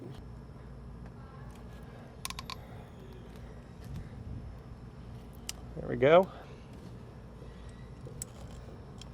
Put that guy on. And then now what I can do is I have a lot of wiggle room here. You can see the barb comes to that kink and it's got to go over this hard line. So clamp there just like that.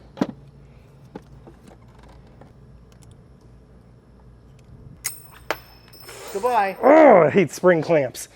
Slide that guy on there for right now.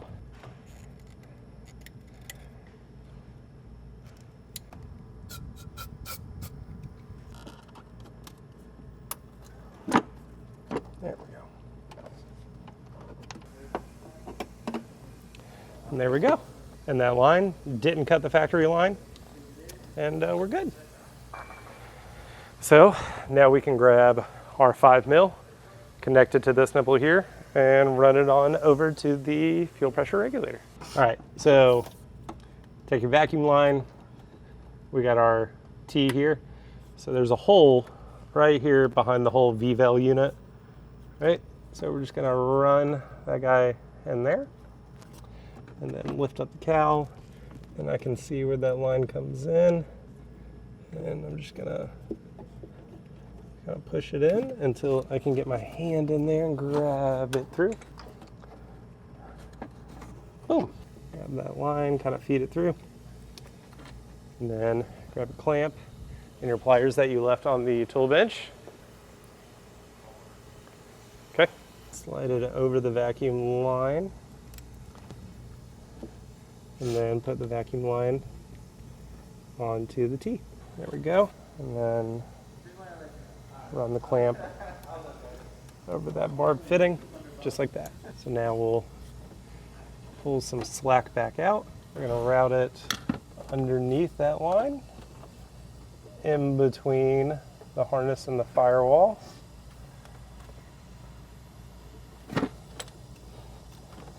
Just like that.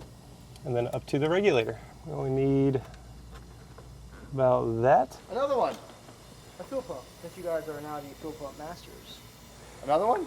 Another one. Dude, I can do that in 30 minutes blindfolded with my hands behind my back. Now that I got my snips, I'm gonna give myself just a little bit of wiggle room. And Your hand. There we go. there we go. That's better. Dave, you pillock. God, we are dumb. All right, slide the clamp on and just get it kind of on there right now. There you go. And then slide it on, re-clamp the clamp, and boom. Vacuum line ran. It's top hat time. So we came in here. We're going to connect our return line and our pump line. And I'm sitting here going, how do we connect the factory line to the Z1 top hat? I didn't get any kind of adapter fitting, nothing. I got this piece to go from the pump to the AN here. Right, makes sense. I'm actually gonna screw this on just that way I won't lose it later. Turns out this was still on the factory top hat. Luckily I did not throw it away. A lot of the times these stay in the line when you disconnect them, and sometimes they stay on whatever you're disconnecting it from. So yes, you do need this. And I will put it back in like that. And then for our return line, all you have to do, and it is tight, it is going to be a tight fit, but it's like one of those kind of, you see what I'm doing, and then I'll just turn and kind of walk it in like that, and slide it in until it clicks. You ready? It's going to be satisfying. Yep. There it goes. Did you hear that? Yeah, there we go. Cool, we're good. Return line's on. Now all we need to do is get the feed line on, and we're good to go. Which this one is definitely going to be more difficult, just because of how little room you have to work with. And you can't like bend this back all the way. You don't want to kink it. I think what we're gonna do is the same thing what we did on the line underneath the engine bay, the OE feed line that turned into the return. We're going to snap this fitting on, which goes like this, just like that. And then now I'm going to run the line on the barb and try to thread it on. So enjoy this montage of me struggling greatly.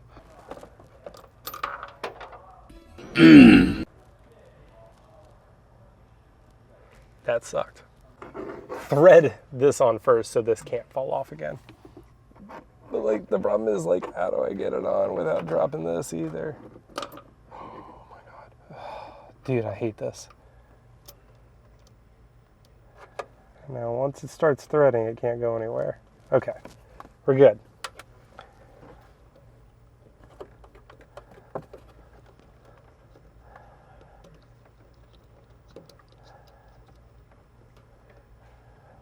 Okay, so that's on there. So now all I gotta do is thread this guy to that guy. Looks good, right? Yeah. Oh, pop back out. There we go. Right? Yeah. Whew, that is what success looks like. Whew. Wow. There we go. So feed is connected. So our line comes up pretty much from here, kind of in this orientation. I could not wrap it around and get it in like that. I had way too much hose length. So we ended up going around underneath the factory line, which is now our return, and then snake through and then come back this way. And then now I can clock our return, get it in, kind of dialed up with that retaining clip, and then I do have to use a pair of pliers because I cannot get a good enough grip on it without, and slide it forward. There we go. And there you go. That's our feed and our return. And now I can actually take this guy,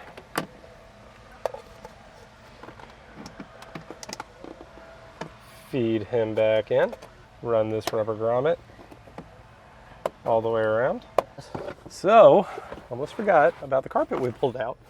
This goes in here, and it's a little piece of insulation, but what Sean said most of all is it helps keep the noise down from the fuel pump, especially an aftermarket fuel pump. More flow, you can rest assured it's probably going to make more noise. So this way you don't hear a consistent wee behind you. So ran through the plate, connector on, press the little red locking tab, lock it in place, and then now we can slide this guy over our studs just like, oh, make sure you get your wire harness tucked in just like that. Boom. And then I got my 4 studs right here. You know you're my number 1 stud. You're my number 1 stud. Thread these guys on, which they're not going to spin perfectly because these are painted studs. So we will have to grab the 10 mil, put them back down. Yeah.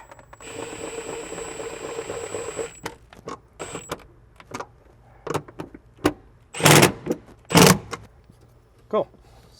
And then cannot forget about the carpet.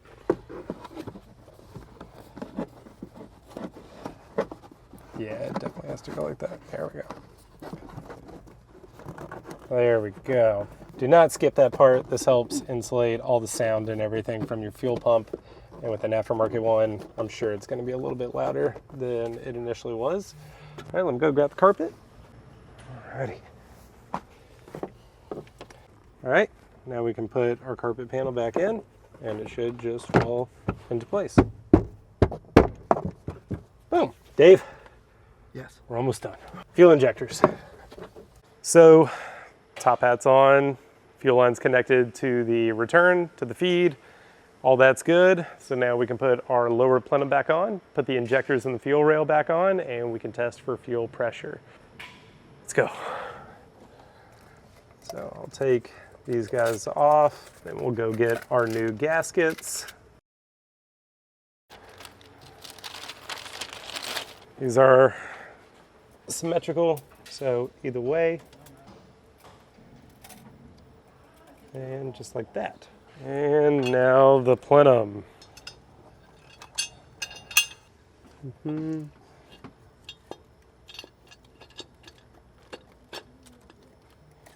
Just like that. And now I'll grab my 12 mil and we'll start working these guys in. All right, so I'm gonna set the impact to the side for now, and I'm gonna run these guys in by hand. Okay, where's the other one? There it is.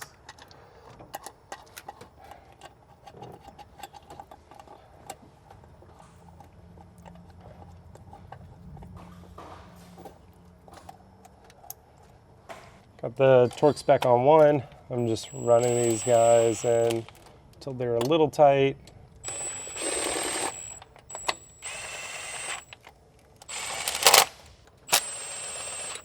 Time to bust out the torque wrench.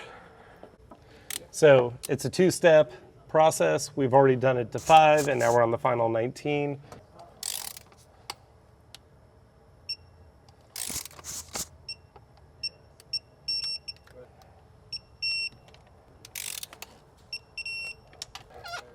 Loosened up a lot.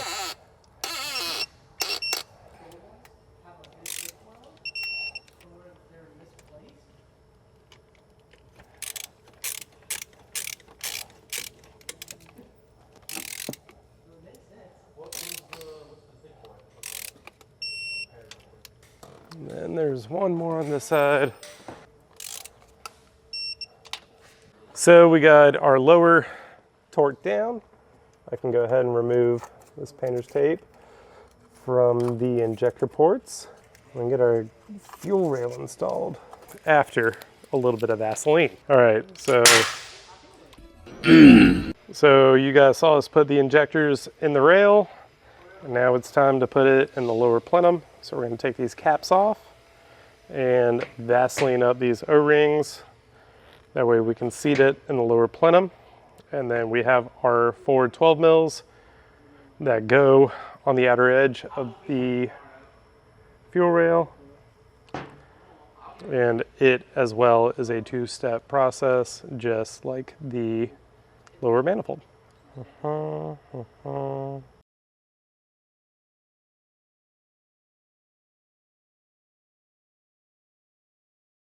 Alrighty. We're almost there, Dave. Almost there, baby. Alrighty. You ready, Dave? I'm ready. Let's go. So, fuel rail. Over. And in. Checking all injectors, making sure they're lined up with their appropriate ports. There we go. Looks like that's good, good, good. Good. Good and good. And then now we can take this line off the fuel port, slide it over, line it back up. So now I can put this 12 back on this side with the fuel port, which this is one of those, this bracket goes on top. So you just gotta kind of move it out of the way like that. Run it down.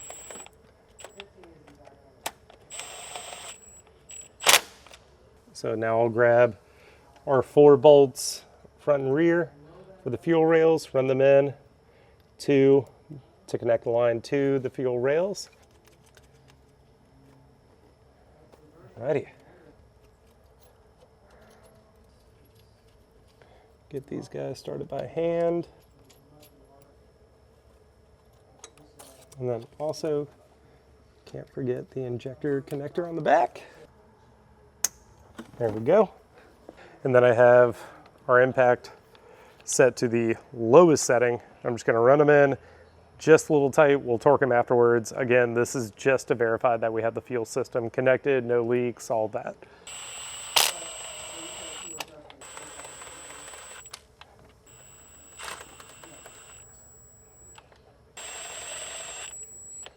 And then, all right, we got our 10 mil, again, lowest setting. Cool. All right, everybody. Is this the moment of truth? I think this is. Oh boy. The pump is in, top hat's on, all 6 bolts good. The return line, that was the OE line, is connected. I'm going from back to front. The new Z1 line that we added for fuel out is connected, A and down. Fuel filter is A and on. Fuel filter out is A and on. Comes up, goes into the fuel port here. A end, tighten down. Fuel port out, tighten down. To the regulator, tighten down. The old OE line comes up and is now the return. That is tightened down. Boost reference, tied into the brake master, or not brake master, booster, brake booster. Injectors are in, and the line that comes from the bottom of the fuel port over to the OE fuel rail, tightened down. Injectors are in. Let's give this guy some power and hook up the scan tool and turn the fuel pump relay on, and we'll watch that fuel pressure gauge and we'll see what it says. Are you ready? I'm not ready. This is the moment of truth, dude. This is it. So far, so good. Negative connected. Are you ready? Are you guys ready? To start it? No, no, just fuel pressure. Start it. No. No. There's no plenum. I never heard nobody. It don't run. I don't think it has an intake. It does not. already. What numbers are we looking for? I don't care. Okay, numbers.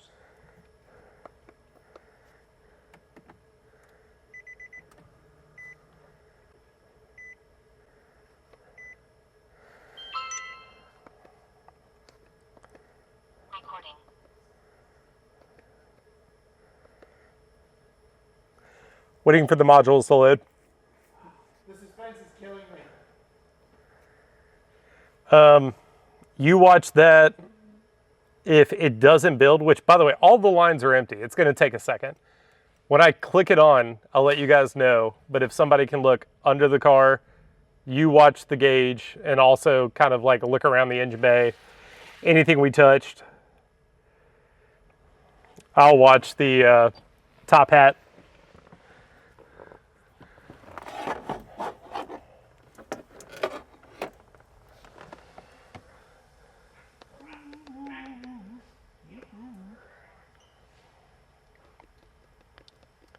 Fuel pump relay.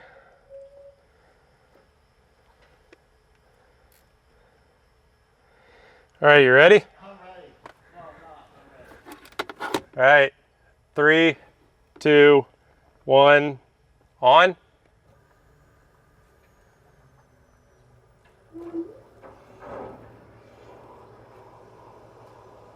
got pressure. What's it say?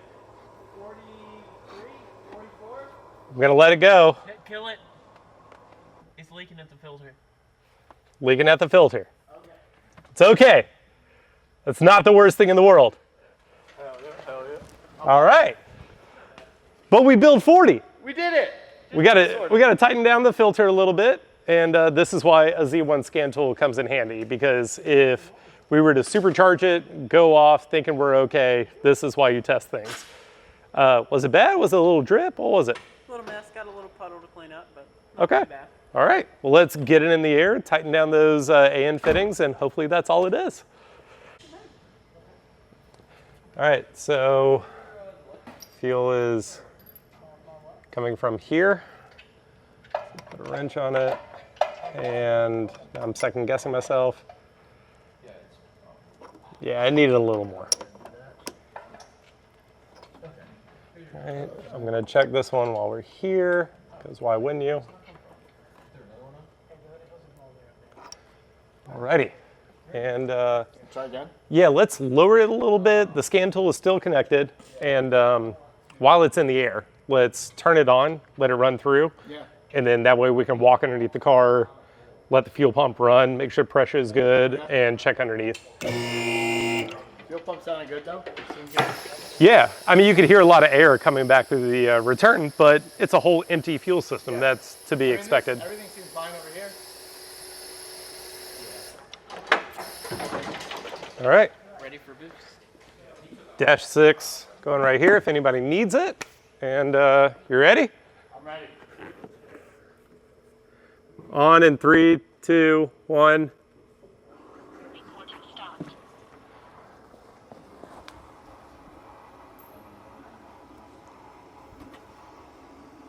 I hear a lot of noise, but no leaking. Nope. That noise is good because it's a return system. Yeah. So the fuel is going up, going into the rails, circling back, coming back through, dumping in the tank, and it's doing this. What's the gauge say there, Dave? Can't see. I'm too short. Let's put it in the air while it's running. Let's see. Watch out. Yeah, lower it.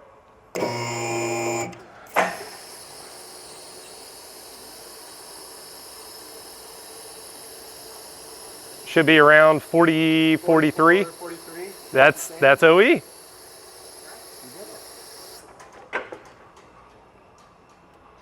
All right. About 43, looks Yep, like. I can feel flow through that. Feel flow through that. Nothing That else line I looks can so good. Yeah.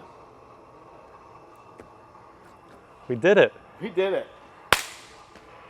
All right, everybody. That's how you install a Z1 return fuel system on stock rails. Hope you guys enjoyed the video. Be sure to like, subscribe, leave a comment on what how-to video you would like to see next. And if you want to see the rest of this process, be sure to go into the listings or on YouTube to see us put a supercharger on this next.